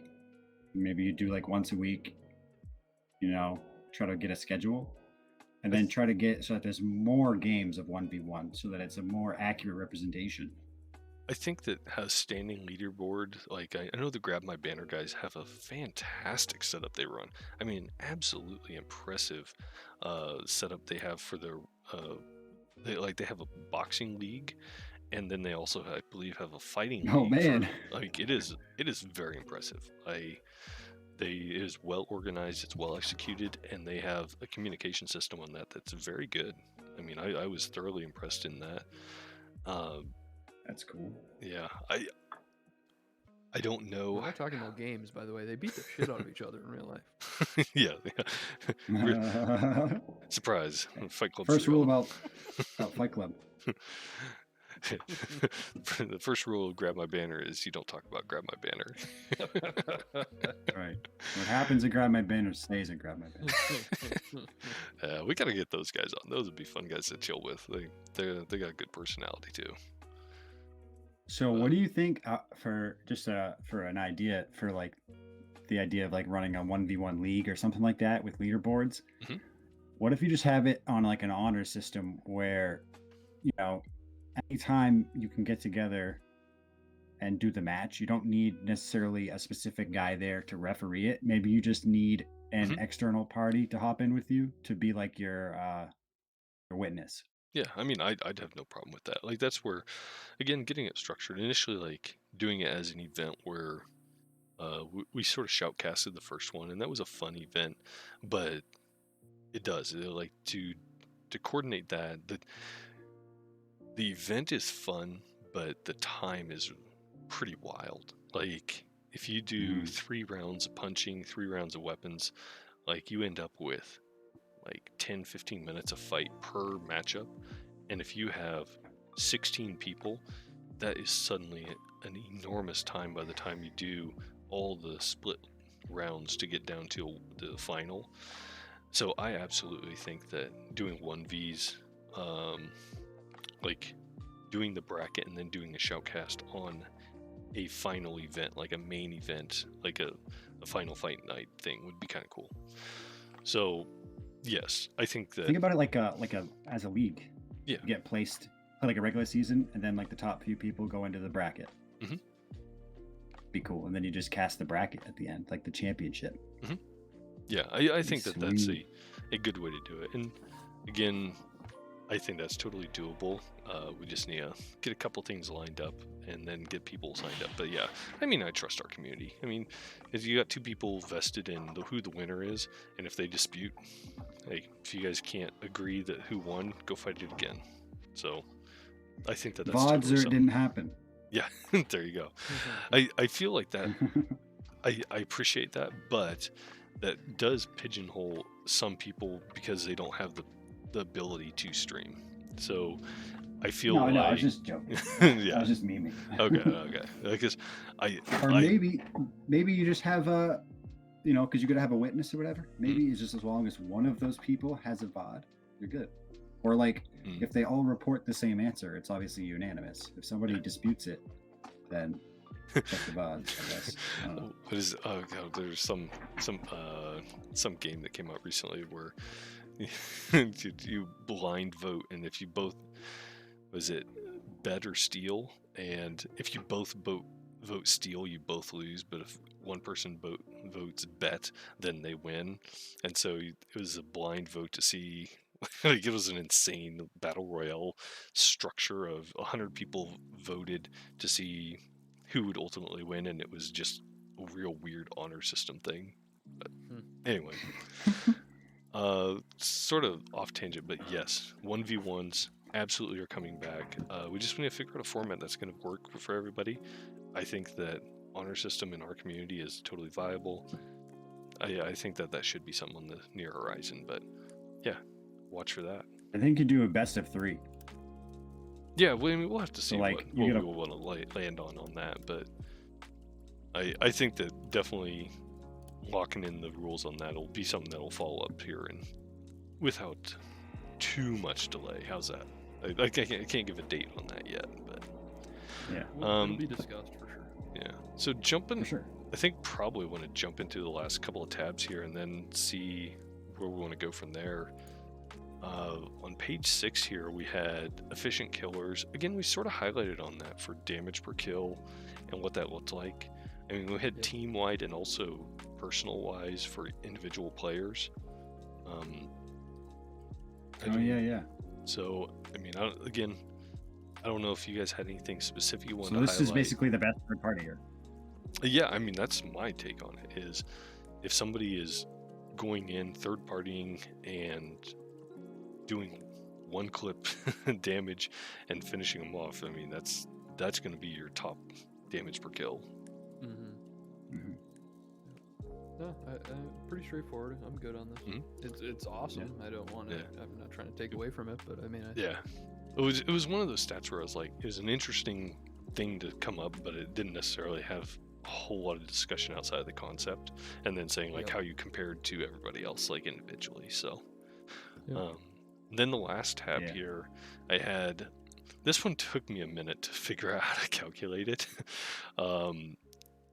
For the survive time, that wasn't bad. I just did a couple of quick formulas on that, but the characters for survivability, I still have the construction area on the bottom, but I wanted to figure out what teams were consistently keeping everyone alive versus win rates. And so again, that sort of harkens back to what Respawn's talking about, where character win rates and team win rates, like what you're getting that way. Because right now, the way this stands, the characters with the highest pick rates are surfacing for the highest dead and win survive rates. So I think there's some better numbers I can glean from this, but I was sort of curious to see like who was consistently always the character who was knocked first. And I mean, interesting enough, I mean, you say they had the low play rate, but Mirage, Loba, Lifeline, Caustic, and Pathfinder, they were not killed first. And so looking at the inverse, I mean, I've got the bars for the highest ones that got downed, but looking at the inverse there, you actually have characters who surface as survivables and in the fight that way. Yeah. Not too surprising, really, with Octane being the one who gets away. And Fuse is kind of a guy who sits back to begin with. I think, like I said earlier, I think Fuse is usually picked by the lower tier player. I think that is kind of proof in the pudding right here that Fuse is the second highest on the Last Alive, because he's probably not in the fight, to be honest with you. And I'd say that's that's close quarters. Yeah, I'd say that's fair. You're unless you're at sniping range or somebody's good with the AR, you're not in the crossfire likely. So. And if Who Is Cole didn't main him with really high numbers, then I bet you that that bar would be even quite a bit higher. Yeah. Yeah, that is fair. That is fair. So, I mean, I think there's some really cool stuff with survivability of Legends or lack thereof. I wish I could tally number of knocks per match. Like, that would be the thing. Like, not knocks given, but knocks taken. I think that would be interesting because we have respawns given by people and revives given, but we don't have respawns and revives taken. Right. And because it would be interesting to understand which characters were getting downed, because basically the way I calculated this is I took survive time at the end of the match, and whoever had the lowest survive time I categorized as dead, and then the characters who survived were the max time. And so when all the max times were the same, then it was a full team survive. So, I mean, that was the quick number I used to calculate it. Right. But I would really be interesting to see, like, oh, your Lifeline gets 6 revives in a match. Who was getting knocked? Like, was it same person every time? Or was it sort of distributed across 6 different fights? Come on, Respawn, give Crazy the data he wants. I just want everything. Yeah, right? Why is that so unreasonable? But yeah, apply for the job, Crazy. Apply for the job. Yeah, surprise! I do a frozen throw, just transition straight over into Respawn after I. Would anybody right? Would anybody here be surprised? No, not really at all, dude. That'd be very cool. Now, there's no Gibraltar on this list. Did nobody play Gibraltar? You know, that's a good point. Otano did. He did. Let me see here. He submitted one game as Gibby, I will say. That might be the only one. That's what I was thinking. I didn't think there was too many. Yeah, I think he submitted one game as Jib. So that is odd. Because, yeah, he should appear on there. So, yes, I'll have to check that out because... I wasn't sure if I was seeing the whole picture or not. No, I mean, you're right, because I don't see him on the list there. But I'm not sure why. That was what went right to my, you know, when I looked at it, you know, I looked at the top couple, obviously, but as I went down the list, I was like, I wonder if Gibraltar survived or if he was getting singled out. Like, you know, like you focus your lifelines, or if it's a Gibby team with no lifeline, you usually focus your Gibby. Yeah, that is a good point. I will definitely verify that because I definitely don't want to have that missing something, and that is odd that is. So, I will... You know, I was gonna say, as a Bloodhound main, and the stats bear it out here, I feel like I've been getting focused a lot more. And I think, you know, it's easy. That's because you go into every fight with your ult. Right, you're in your ult, so you're screaming and you're glowing. You're up at front or you're near front. And and this is something that after playing some Fuse and some who else was I playing a lot? I was playing like random Lifeline and stuff in pubs, and then I'd go back to Bloodhound. Bloodhound's kind of husky. They are not small. They're I would say they're above medium sized, even almost large. That's fair. Yeah. Yeah. And especially with some they're skins, big like it's all in the hat. Intimidator skin. It's all in the hat. Yeah, it's in the hat, and that like there's some skins like the Intimidator skin, the bright red one that you got with the special edition. Friggin' looks like they're pregnant. Huge. So I don't know. I think all those. He's wearing like a catcher's equipment. Yeah. Yeah, Yes. yeah. Yeah. Exactly. Like torso protector. Yeah. Like a flak jacket, like a quarterback wears in football. Mhm. But yeah, I think all that factors in, and I think people are wisening up to how valuable the Bloodhound on a team is too. It's not quite as valuable as focusing a lifeline, but like if after lifeline, you might want to go for the Bloodhound because they're giving all that information to everybody else. That's an excellent point. Yeah, especially And if they're in their alt. I mean, Yep. if they're in their alt, man, and you don't get rid of them, they have the potential to wipe a whole team because of the speed and Yep. like picking you out. Like even if you're behind cover and just a piece of red sticking out, it's like that's a spot he can hit. mhm. That is a Whereas if you're yeah. blending in with the natural colors, it's hard to pick out a head glitch sometimes. Yeah, blood is So like a lot of definitely people are worth worried when it's a focusing. bloodhound. I know I am. I mean, you can always hear them, so it's part of it is just it's kind of screws up the whole fight when there's extra sound. Like Yeah. Mhm. It really does distract. you hear It this gives- bloodhound. Yeah. It pulls your attention to them. Yeah.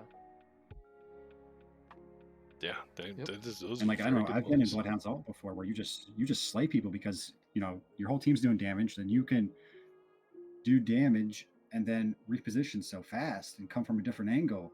Like it's almost like ninjas coming out of the darkness and like I mean, that's hitting low you and then key. running away. That's low key. One of the things I love about Bloodhound's ult is the speed.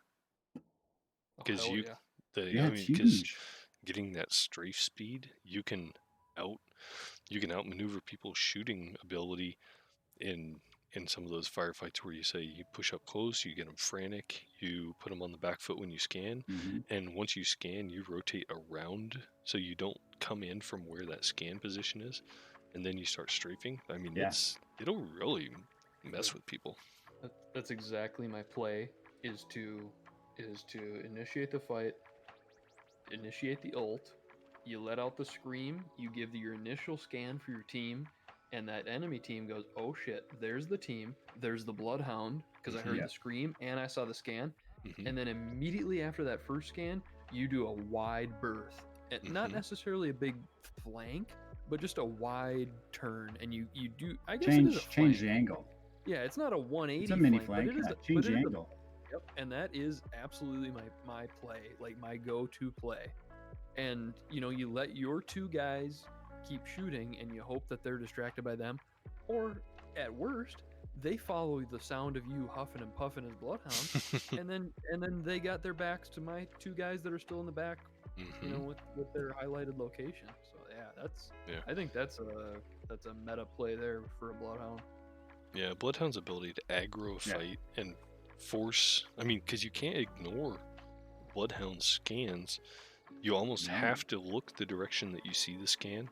And so, like you're saying, when you force a rotation out of that scan and don't hold position, it really does. I mean, it gives you a huge advantage to draw their attention. And I think that's something that doesn't necessarily a thought process. I mean, it might be something somebody does, but again, that thought process a person does but doesn't think about. Yep. Like I said, I hate initiating fights without my ultimate as Bloodhound. Mhm. I always want that, and if I have it, I'm so confident, and confidence goes so far in winning, in my opinion. It goes so far I in agree. securing kills and winning fights. Oh, yeah. And when you're not confident, when I'm caught off guard or I'm at 67%, I'm not at 100. All of a sudden I have to fight and I don't have it. I'm that much less confident. Mhm. And I don't know. I mean, 100%. boy, if I could bear the stats out of that, I Mhm. bet it would be very telling. Oh, that's a good point. Yeah, I would agree with that. The confidence thing is huge to me. Yeah. I have like bad nights when I'm on my back, like when I'm on my heels. Yes. Yep. When you lean into it and you're sharp and you expect to hit your shots and stuff like that, that's when you do hit your shots, Yep. And I think one of the things with Bloodhound's ultimate that makes him so powerful is when you're having a good night, his ultimate is exponentially better. Mhm. Yes. Yeah, when you're vibing, because when you're increasing your speed like that, you know. Yeah, crazy. What did they used to call that on? Flow state. Yep, you read my mind. From outplay. Flow state. When you're in a flow state and you pop Beast of the Hunt, it's over, Johnny. It's over. Look out. Look out. Yeah. Which is funny because and you know what? A lot of those nights. Yep. Yeah. Yeah, That's I was gonna say a prime example is watching Snipe Down play in tournaments. The man is insane. Yeah. Like back when Prowler was ground loot, he would be Bloodhound with a Prowler, dude. He was insane, dude. He'd oh my god, he'd be shooting the Prowler at like Hemlock range. Oh yeah, and it's just like, okay, all right. the burst on the Prowler, if you can compensate, it's an absolute monster. And before it got put in care package, the burst rate was a higher DPS than the auto fire, and so you had higher accuracy, you had higher damage. I mean, it was really monstrous. I know for me, like you guys are talking about flow state, I honestly, I mean, I've got some music going in the background here. Typically, I think I usually play a little bit better when I got music going in the background, and when I'm using less comms, like when I'm using less brain power to communicate what I'm seeing and thinking, and just doing a quick ping with the center wheel, I actually feel like I'm doing better than if I'm calling out movements, plays, rotations, and I'm just like, so if I'm solo queuing and just playing some games, I feel like there's times where I put up way better numbers than I do in tournaments sometimes where I'm playing with a better crew of people. That's absolutely true, crazy. Because I agree with that. I've played a lot of games with you, and you're almost too considerate and too, you know, like you are just just want to be there to support the team so much. But boy, some of the clips and some of the screenshots that you've been posting in the last couple of weeks from, like, especially your ranked games as you climbed and you finally hit plat. Congratulations. Thank you. I shouldn't say finally, but you know, you did, and it was, you know, you hit plat. Awesome. I mean, it's not wrong. Sometimes it feels like it's been a long road. It was a long time coming for you, you know, but you didn't put in a lot of rank time. Yeah. You know, before, but anyway, some of these, I'll like wake up in the morning and, you know, here's Crazy's post from, you know, 1 and 2 a.m. I'm like, holy frick, Crazy! You got like 8 kills, 2K, you got the win. Like, what the hell? You're popping off, and all these, and sometimes if I'm going to bed and I can't quite fall asleep, I'll open up Twitch and you know who's on, Crazy 1813. You put it on, and you're like, you got like 4 squads left in gold 1, and you've already got 5 kills and 1800 damage, and you're just popping off. I'm like, god dang, Crazy, let's go. Yeah, and that's something I try and rectify, that difference in my gameplay, because I do feel like I notice that significant difference of my awareness is I'm surviving for myself when I'm solo queuing, and so I'm not necessarily counting on anyone else to make those plays, and I think maybe I'm playing a little bit smarter on some of those, whereas like when I see somebody go down in tournament play, I often find myself literally jumping into the fray and saying, I gotta go get this person back in it, because I don't want to leave a homie down. Obligated. And it's like, and I think, and I do that some when I'm solo queuing, but not to the degree that I do when it's people I know. I mean, so I definitely know that costs me fights sometimes, but it's also something where, like, I'm okay with that. I'd rather play a game where I feel like I can pull a clutch res and keep my team in it than trying to survive it and just by any cost. And so now I'm just trying to figure out how I can parse those two together to make a better overall gameplay, where it's like, okay, I'm making smarter plays and still getting that survivability and supporting. So sort of a weird transition that, like, I'm cognizant of it happening, but I'm not sure how to align all of that. Yeah, it's a fine line. I know I play pubs and ranked a lot different. In pubs, my teammates go down. I'm like, all right, send it, because I'd much rather just get my team, even if I die, I'd much rather just load back in with my team, you know? I don't want them to be sitting around watching me play. Yeah. I'd much rather just get everybody back in the game, and I think that's where Arenas is going to shine. Hells yeah. Yep. It's gonna be Yeah, fun. you're not gonna have to make those like in ranked. I call it the business decision. It's kind of like in the NBA when a guy goes up for a massive dunk, and the defender just crouches and gets away. He doesn't want to be on a poster. He makes a business decision. He gets the hell out of there. And in ranked, sometimes you have to be like, sorry guys, I'm out of here. I'm gonna try to salvage some RP for all of us. It's a business decision. It's not. And I do tend to be like crazy. I don't want to do that. Even in ranked, I want to get my guys back and I want to finish the fight. But sometimes you got to do it. But arenas, that's not going to really be a thing. It's just 3v3 straight up. That's going to be really nice change of pace. Man, this is going to be wild. And I think what's going to be cool about arenas is when you're dead and you're spectating your last teammate, it's not going to be boring. Because you're not going to be like, because you're not waiting to get to the end game or anything like that. You're going to be waiting to see if your teammate clutches the round. Yeah, and you're going to be hype. You're going to be hype for your teammate. Yeah. It's going to be so hype when your last teammate clutches the last 2 or 3 people. Yes. Like that's going to be a big play that turns the game over. Yep. Yeah, it's going to be cool. Yeah. Man, there's a moment of like, I don't want to not play BR Apex and only do arena, but I feel like I'm going to be playing a lot more arena than I am even expecting. Me too. It's going to be fun. I mean, I think what it is you're going to play a lot of arena. The novelty will wear off at some point, and then it'll be nice to have both. You'll be able agreed. Agreed. Back and forth. Yep. Depending on your and I think honestly, depending on who's online on your friends list and all that. And I would say solo queuing in arena will be way more fun. I mean, I would say it's going to be a real wild variable, because when you solo queue in the BR, you can third party. When you solo queue in arena, you have to be present. There's not the ability to third party because it is directly 2 squads.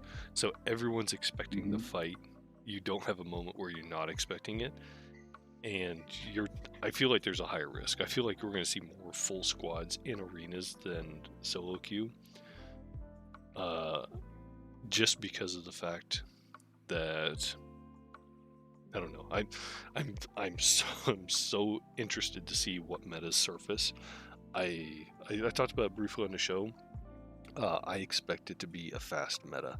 I feel like people are gonna sprint for kills, sprint for points. They're gonna sprint for canister points for the first round, and then they're gonna sprint for kills the next round, and then they're gonna play strat for the remaining. Because if you can secure points and kills the first round, you're up really big. I mean, you have to win by a margin of 2. This has so much potential for some really interesting things to surface. And again, there's going to be people smarter than I who are going to break this down in ways that are going to be excellent. I am very excited to see people talk about that.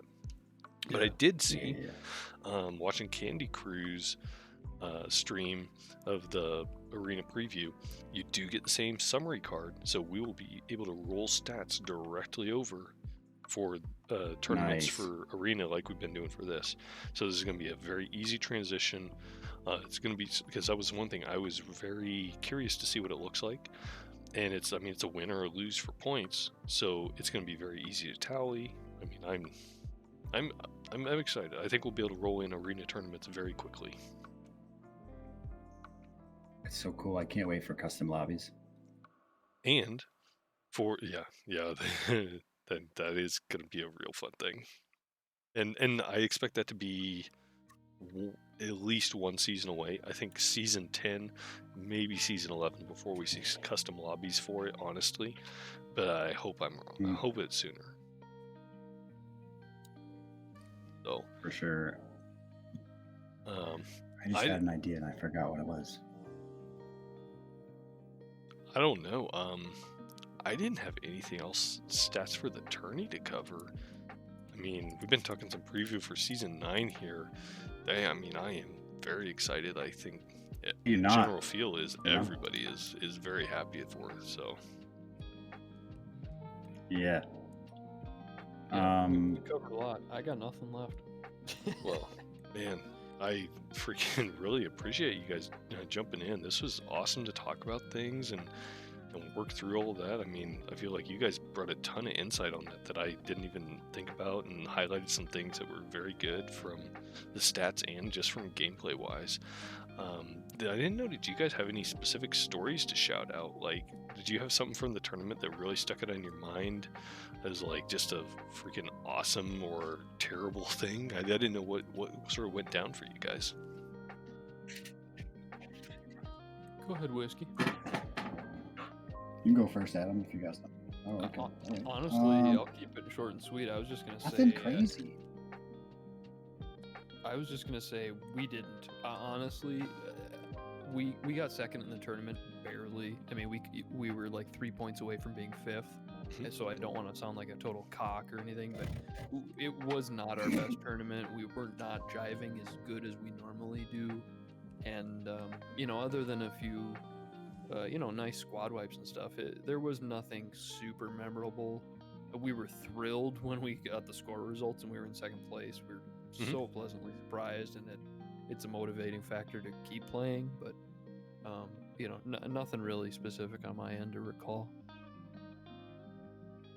Fair enough. Now, what about you, Whiskey? Same for me.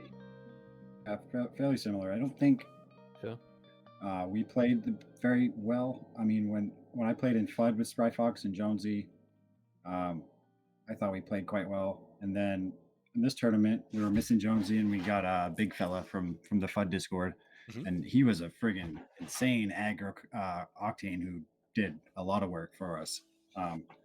But I don't know if it was just strategy. I think it was partially like strategy of like dying too much, and maybe if we would have tried to win a couple more games, I think we would have probably gotten a couple more kills and placement on the score sheet.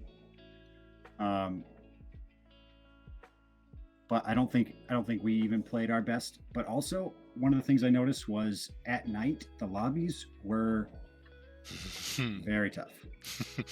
Yes, the late night conundrum of that is one thing that people tell me. I'm playing on hard mode when I'm playing after 12 o'clock. So there are sometimes where about 10 o'clock to 12 o'clock, the transition from game difficulty is a real thing. Big facts. Yeah. For me, it's just anything, for me on Eastern time, it's anything after, 8:30 and up for the most part. And usually for me, we'll end up getting wins if we do a long session towards the end of our session later at night. But like in that prime time area is when the lobbies seem to get tougher.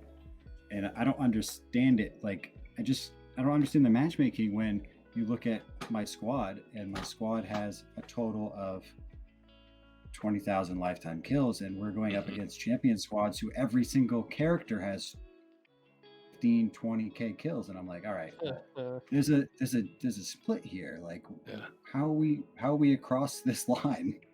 I don't get it. Yeah, no, and that's definitely a real thing that struggles in that. I mean, the persistent issue of like how matchmaking lines up teams, and in those scenarios where you say, well, I don't see myself as should be playing against this character, but yeah, I don't know, like it's a weird thing. Yeah, I mean, it's a little bit of a tangent, but do you guys feel like the armor region mode that we had going on during this tournament was a substantial factor? The what coming out of the tournament?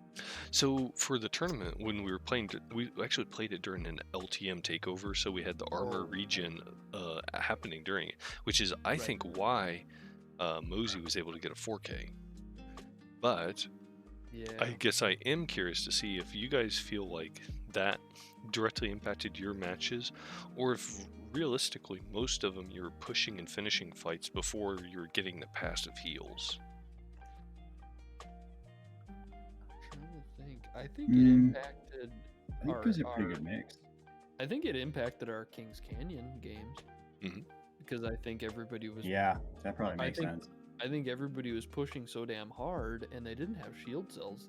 If they were lucky, they had shield bats. Otherwise, they were waiting for the charge up, and it just doesn't happen because you got 5 squads in every friggin' fight on Kings Canyon lately.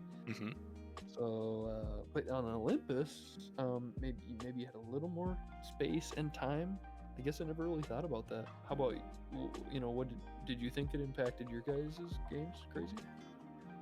I mean, I guess I'm not entirely sure, but sort of thinking about it, I mean, between fights, like I think one of our wins where we escaped from fights and we'd survive, I think that contributed to that win because we ran from a lot of fights where we were losing, and then we would come back, and then we'd get hit, and then we'd run away, and then we'd regroup. And I think that we were getting a lot of passive heals from that let us survive in a way that we couldn't have necessarily otherwise. So I think we got at least one of our wins from passive healing. Nice. Okay. Yeah, and that makes sense. You guys were running crypto a lot with Geo too, right? So yeah, that makes sense. And I mean, I don't know, it felt like every match we had a story coming up, and in part because, I mean, we were blessed to have Geo and Elmer Fudd riffing back and forth, so that was an extremely entertaining event to be part of that way. Those guys were freaking hilarious back and forth that way.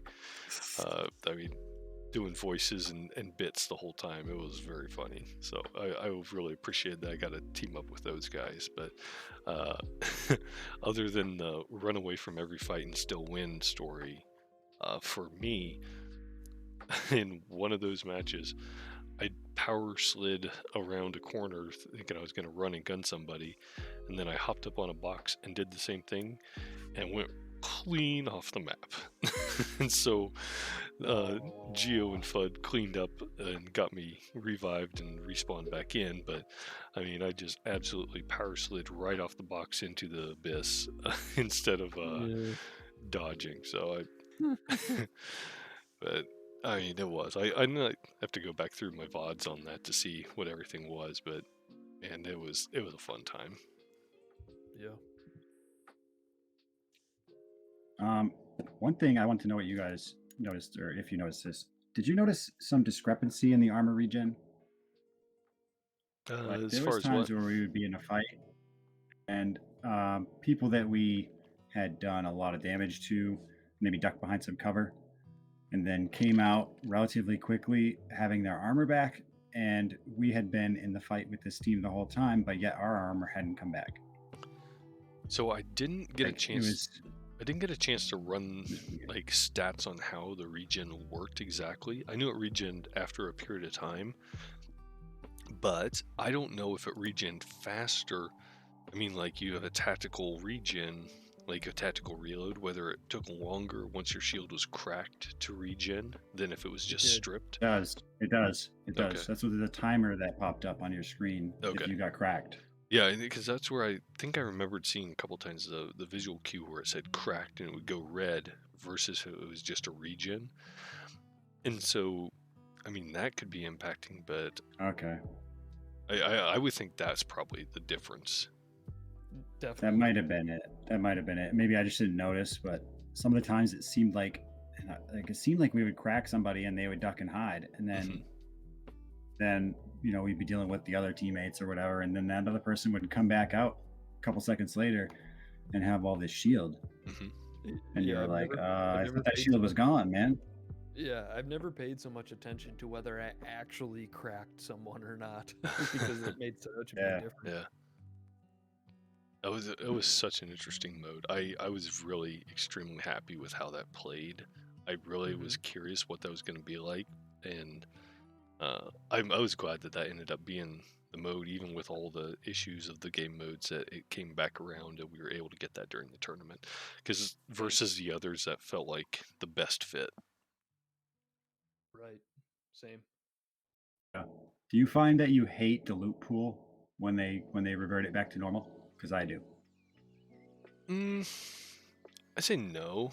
I mean, personally, I like the scarcity. I prefer a more survivalist BR. So I appreciate the low TTK BR, but not so much as Warzone. Like, I feel like Warzone is a little too oppressive for my taste, but I do. Oh my god! I did like, what was it, Season 6 start, where it was a low TTK. I really actually enjoyed that quite You're a an bit. animal. What the hell, crazy?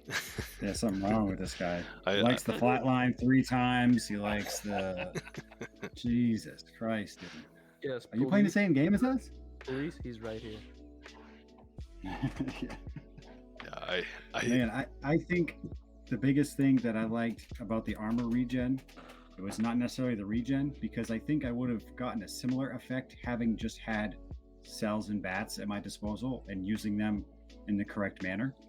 Where if I just didn't have enough time and I thought I could just pop a cell and get back in the fight, I usually make those decisions pretty well, whether to bat or whether to sell. Yeah. And with the cells in the loot pool, there's usually plenty of cells. Usually the bats are the problem.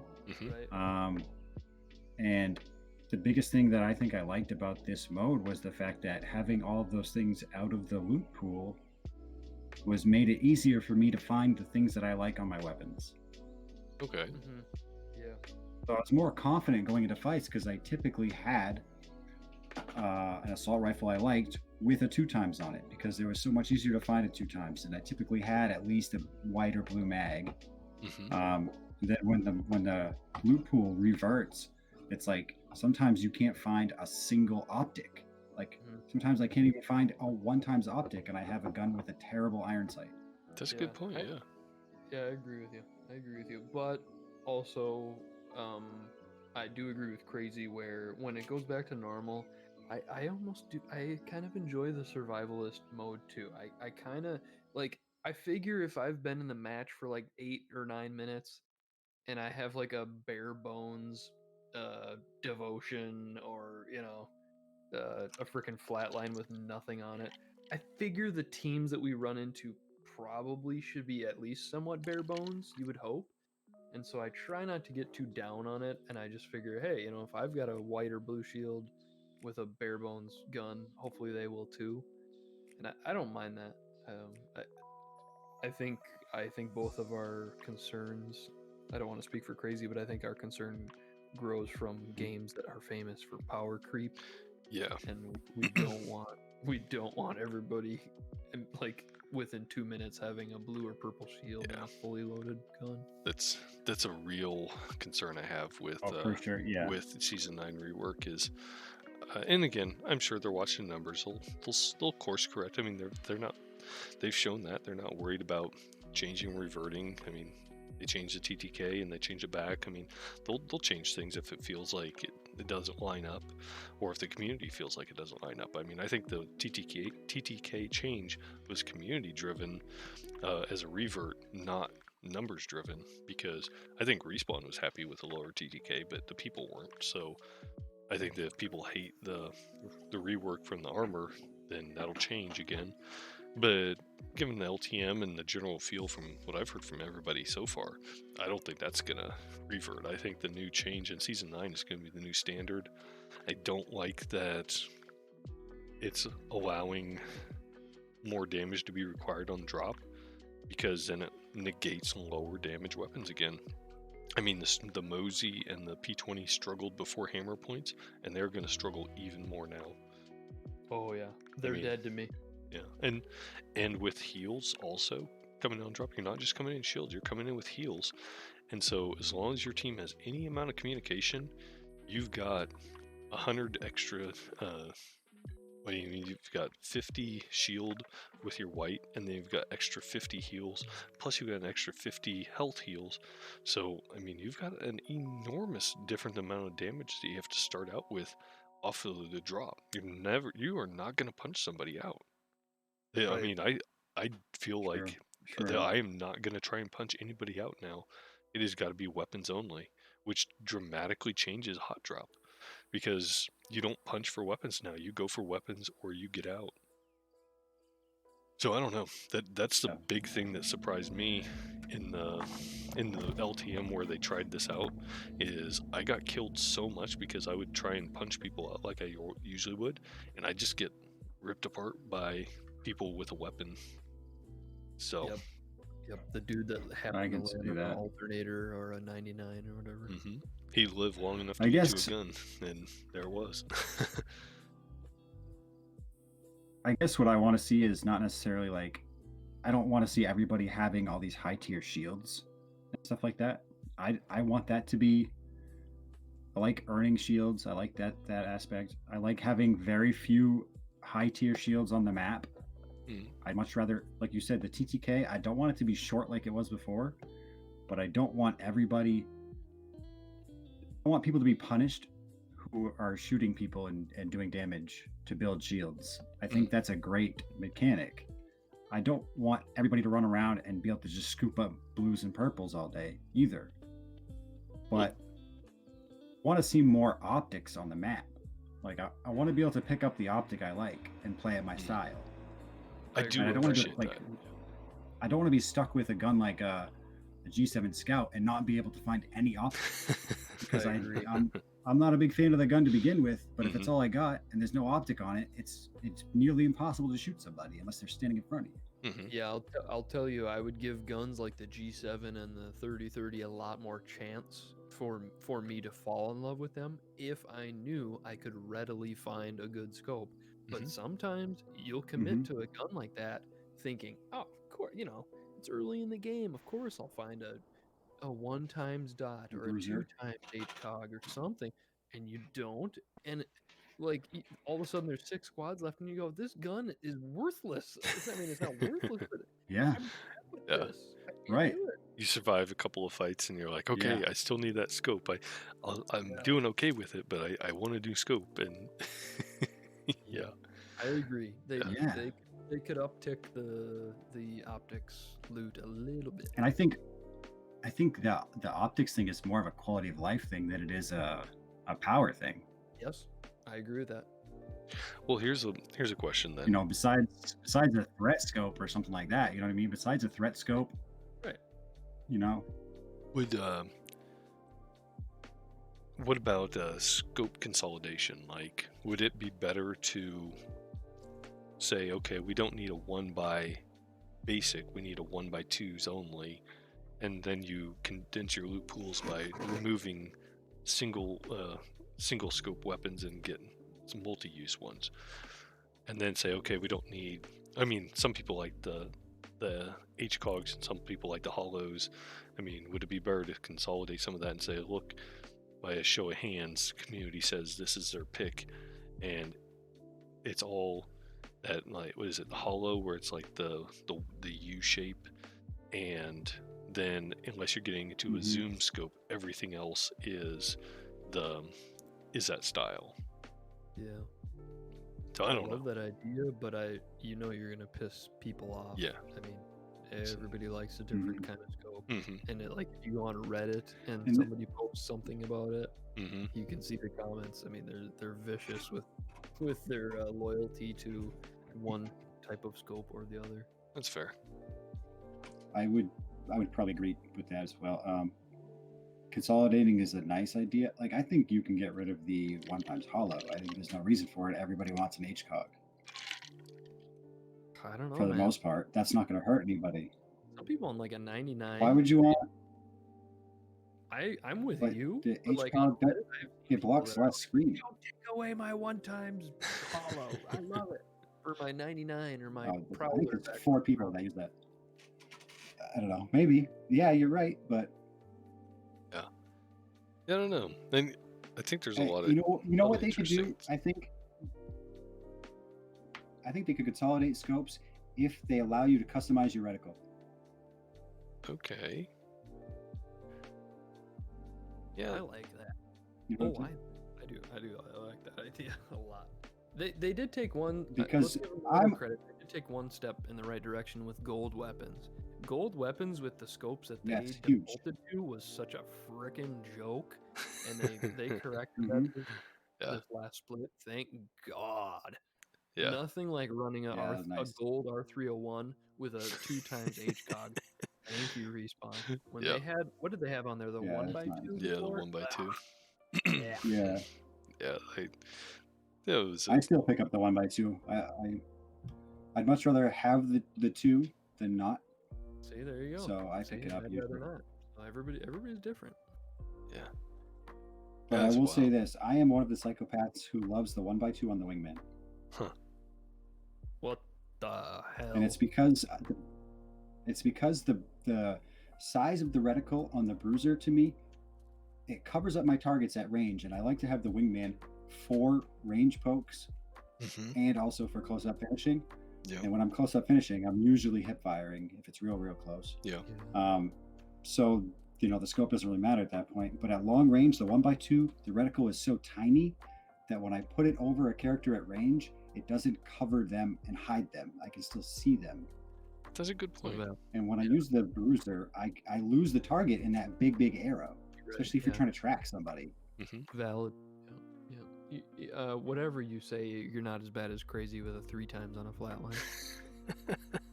That's bananas, bro. You gotta put that thing on a tripod to shoot that. I like it. That's funny. I mean, he's got that mouse skills, man. He's got that mouse skills. I don't know. This is true. Man. Yeah. Right. It's preference on loadouts is such an interesting thing to see. I don't know. I'm really curious to see with the bow check. I feel like that's going to be so interesting to see the variety we're going to find on that. And I mean, we are days away. It is officially rolled over. It is 5/1. It is Titanfall Saturday, so get your free copy of Titanfall 2 on Steam and fire it up on anything else you got, because the world is playing. I should probably pop over and see if the servers are on fire, but I am real curious to see what their turnout has been on that. So this is going to be awesome.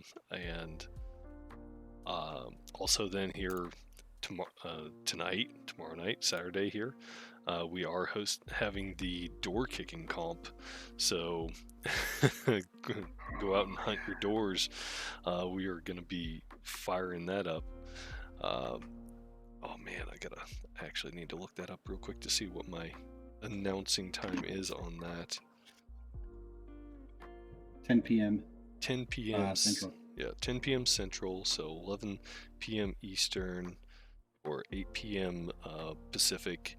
Just go out. It's going to run for 100 minutes, and I'll send out a go announcement, and people get 100 minutes to kill 100 doors. And I mean, it's an honor system. I figure everybody just goes out and kick down as many doors as you can. Hopefully it's Kings Canyon, so you can go swamps and just wipe out all 100 doors there. But if not, I guess I have to figure out where the most doors are on Olympus. But, yeah. So basically, like the first person who submits and says that they got 100 doors, you can just, if they're streaming, obviously, or recording, you could just go tally that VOD and be like, yep, that's the winner. Well, I mean, and he's the first one to submit. And I figure it's a bragging rights thing, because I mean, get 100 doors in 100 minutes is something like, man, if more than one person does it, that's freaking awesome. I feel like that'd be good to get as many Sounds people hard. Yeah, I think it is. I think it's going to be a real challenge, and props to anybody who's going to be able to pull that off. And again, I figure 100 minutes, that's not a bad time frame. With our 100 episodes of Dropping Spicy coming up here in just 2 short weeks. I was thinking sort of catch the theme here, so do some 100-based events. So also watch for, I mean, next season we can't do it. So it seems like in the next few days we got to do a 100 HP challenge where you drop your armor and you just play with bare bones. So roll right into it. But I mean, I figure, what Whiskey, you had something going on this weekend too. I didn't know if you want to plug that real quick. Oh yeah, I was trying to organize on Sunday. I wanted to get everybody to play Titanfall 2 campaign together, where we all just hop in Discord chat and we'll just load up at the same time and we'll start at the same time and we'll just wait for each other at checkpoints and stuff and just kind of run through it together. I was hoping to get more interest from some of the people that in the Discord that haven't even played Titanfall 2 yet before the season comes out. to get them a base of the lore, the background lore, so they understand what's exactly happening now in the game. But I don't know if there's anybody really committed to it. So, but I'm still probably gonna just play and stream Titanfall 2 campaign just to give myself a refresher, anyways. And whoever wants to join me, probably sometime around 11 or 12 Eastern, midday. Just fire that up and that sounds That's awesome. have some hangs, I guess. But that's the glorious part is you can, if nothing else, you just at least start it on your own. Some people might jump in and watch. Some people might jump in and play with you. But I mean, it's still going to be a good time, even if you get completely ghosted by everybody. I mean, that campaign. yeah. I actually. Oh yeah, it is. Yeah. I actually did purchase it about 10 days ago when it was still on sale. On Steam, and I've been chipping away at the campaign. I'm only like 3 or 4 levels in, but I mean, I'm gonna try to wrap that up before the new season of Apex as well. So it's definitely fun, and maybe I'll jump in with you Sunday if I'm free as well, and just see where you're at and stuff, because it's fun. And I mean, good lord, I've been taking kind of like a 1 week break from Apex. And then I'm playing Titanfall, and it's like, are you even taking a break from Apex? It's like a lot of the same guns, a lot of the same characters. Finishers in there, man. Yeah, but the wall running. Oh, I know, dude. And the double jump on everyone. Yeah.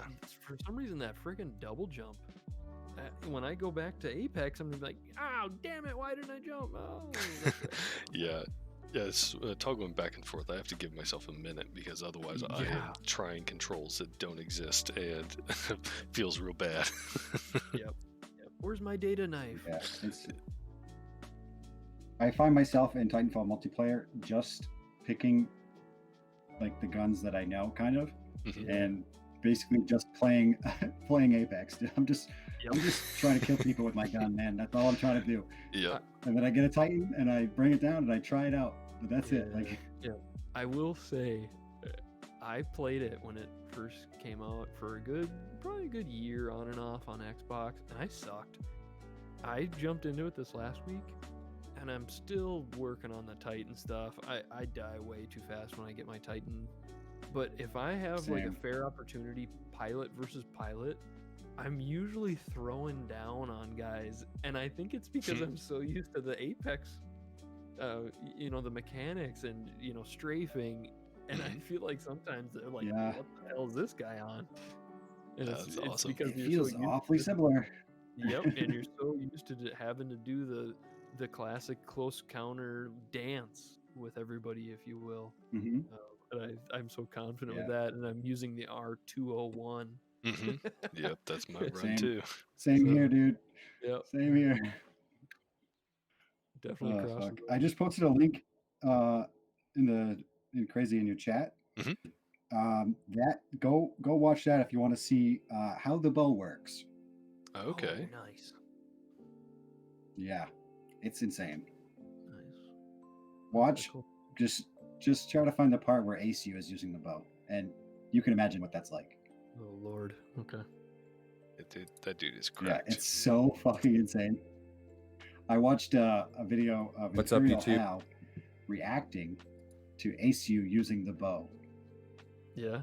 And he's just watching him, and he just goes, he had to rewind it. He goes, wait, what the fuck was that?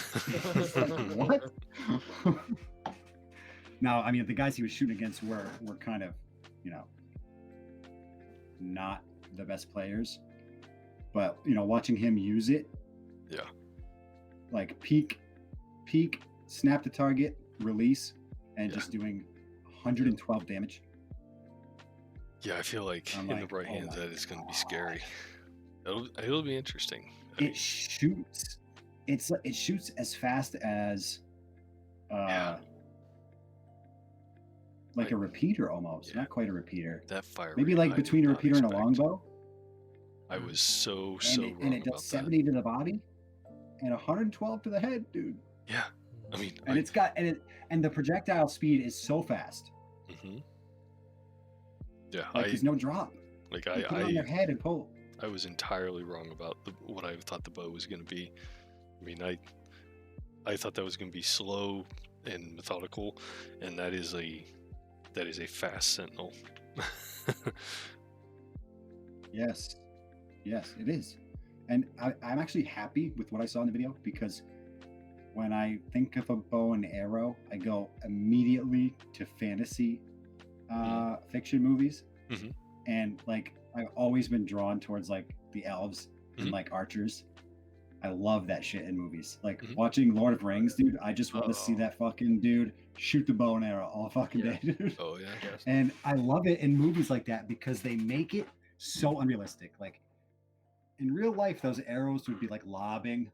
You know what I mean? This guy's just ripping him off his back and just fucking darting them into people, dude. And I'm like, yes, that's what I like, dude. And it seems like this bow is just like that. So I like that part of it. That's true. That's probably a good fit that way, where it's like it gives people the power fantasy you actually want from a bow, but like you don't want a realistic bow draw speed for for how that actually works. You want to have the fun version. So that's probably the right call. And actually, it is kind of realistic, because if you know anything like about compound bows, they fucking shoot fast as shit. So, like when you shoot a compound bow with a strong pull on it, the arrow comes out at a ridiculous speed.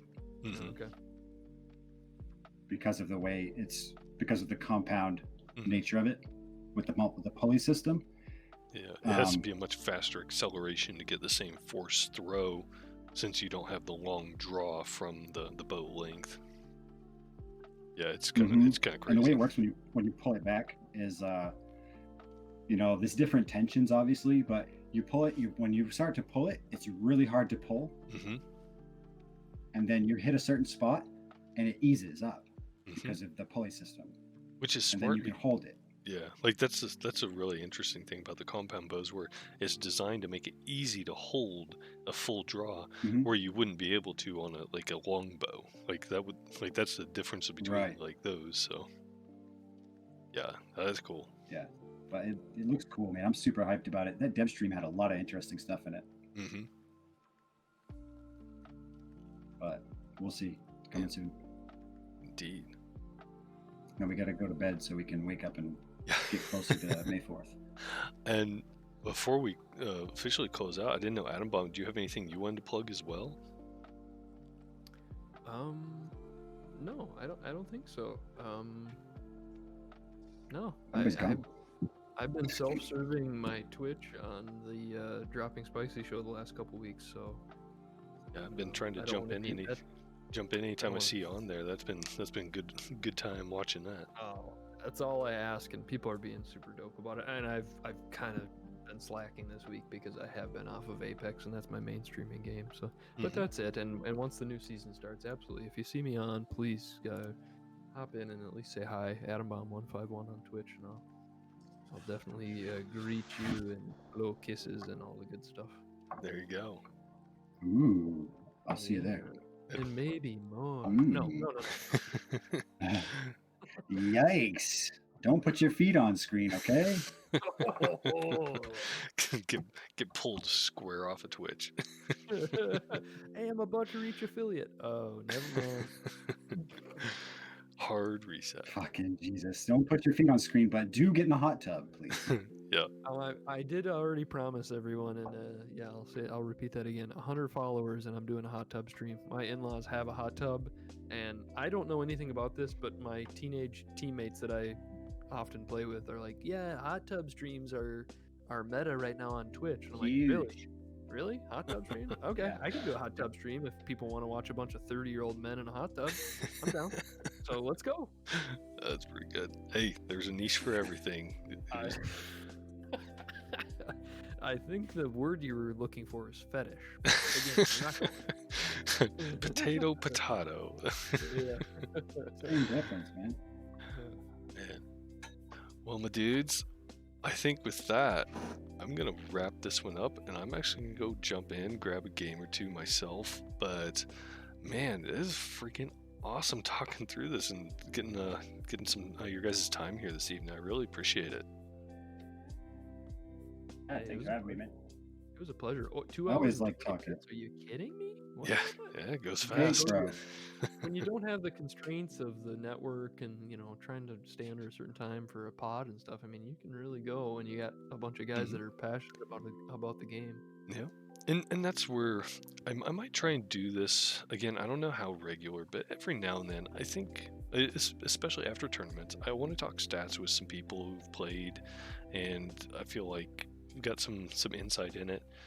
And then we can just sort of do free form, see whether it's like, hey, it'd be cool to just sort of talk about this or that. Like we could talk about a couple other things tonight. Like I just think it'd be cool to just have a casual get together, talk about stuff, and just sort of see what people think of it. So yeah, well, it's always a pleasure to have an extended talk with you, Crazy. I've missed doing that recently, and obviously you continue to blow it out of the water with these results and all the stats that you display in such an awesome way. It's super interesting, and I appreciate it. And friggin' finally getting to have an extended chat with Whiskey has been so dope. I mean, I've always known this dude is just so passionate about the game and has really good insights and opinions, and it has bore itself out in the last 2 hours. It's been awesome hearing your thoughts, WhiskeyStixx. Well, thanks, brother. Yeah, this is great. I love talking about stuff that I like with people that also like it. There's nothing better than having a conversation, something with people that understand just as well, or if not better than you. You know what I mean? Yep. And I always get caught up in conversations like that when I get on the right topic with the right people. And I feel like with games specifically, I mean, we're in the age group now of that, like, we don't have like kids in class, so like, or we're all just chilling in class or between classes. Like, we're all grown-ups, we got jobs, families, stuff like that. Like, it's nice to have a place where we can all just sort of regroup and talk shop for a little bit on that. So like, it's a nice deal. So I really appreciate it. It's nice hearing adult voices and fully formed sentences. There you go. All right. Well, my dudes, with that, I'm going to go fire up the old Apex machine and then toggle over to full screen for that. So didn't know if you guys were wanting to jump in or if you were in fact wrapping up yourselves. I'm going to sleepy time, buddy. That's fair. It is 1:20 in the morning here, and that means up 2:20 over there in your neck of the woods. Yeah. Usually I'd be about a 50-50 chance on it, but since I got a lot of exercise and outdoor time tonight, I'm gonna crash too, my man. That's all good. Some good games, and I will look forward to waking up tomorrow morning to some crazy content in the form of clips or whatever. Crazy's fucking 3K damage game. Dude, I hit diamond. Yeah, surprise. I stayed up till 5 a.m. and I just cocaine and look what happened. Went way harder on the final season than I intended to there. Thanks for everybody that did join the chat as well. Yes. There's still some lingers. Heck yeah. Turtle, Six Bin hung out for a long time. Thank you guys so much. Appreciate Absolutely. That. Good call. Yeah, those guys were freaking awesome. They had a ton of people in here, and hoping that we get some more people to check things out here after. I mean, it's going to be up on Twitch. I'm going to put it as a highlight, and I'll drop that in the Discord. That's the beauty of it. And then I'll probably actually throw that up on YouTube also, just so we get a little bit more traction, because I know that some people don't really engage with Twitch as a platform, but YouTube's easy. You don't have to get signed up, set up quite so much. So that's going to be on my list here. I might get that out here yet this evening. We'll see. Perfect. Or what would be huge is, like, for some of the people that maybe didn't want to check in live, but they might be interested, just having the VOD. Yes. And then throwing the link into the Discord. Yeah, absolutely. Yeah, especially, you know what? I've got what you need. If you can afford it. To do, but maybe even wait until like Monday morning when everybody, not everybody, but a lot of the people go back to work. That's they're fair. just looking for a couple hours of content. I mean, somebody might just put it on in the Yeah. background while they're working on it. Yeah, absolutely. No, that's a good point. Yeah, I can probably clean up and make sure I've got a couple things in there good, and then we'll be all set that way. Yeah. This is your chance. All right, Yeah. man. Good pleasure, boys. Likewise. Yeah. Nice talking, boys. All right, y'all have a good See you on the one. battlefield. See you around. Have a good one. Have some good games tonight, Crazy. Night, guys. Catch you later. Thank you. Yeah, good luck, you animal. Jump out Thanks, guys. this time. All right, bye. Bye. Peace.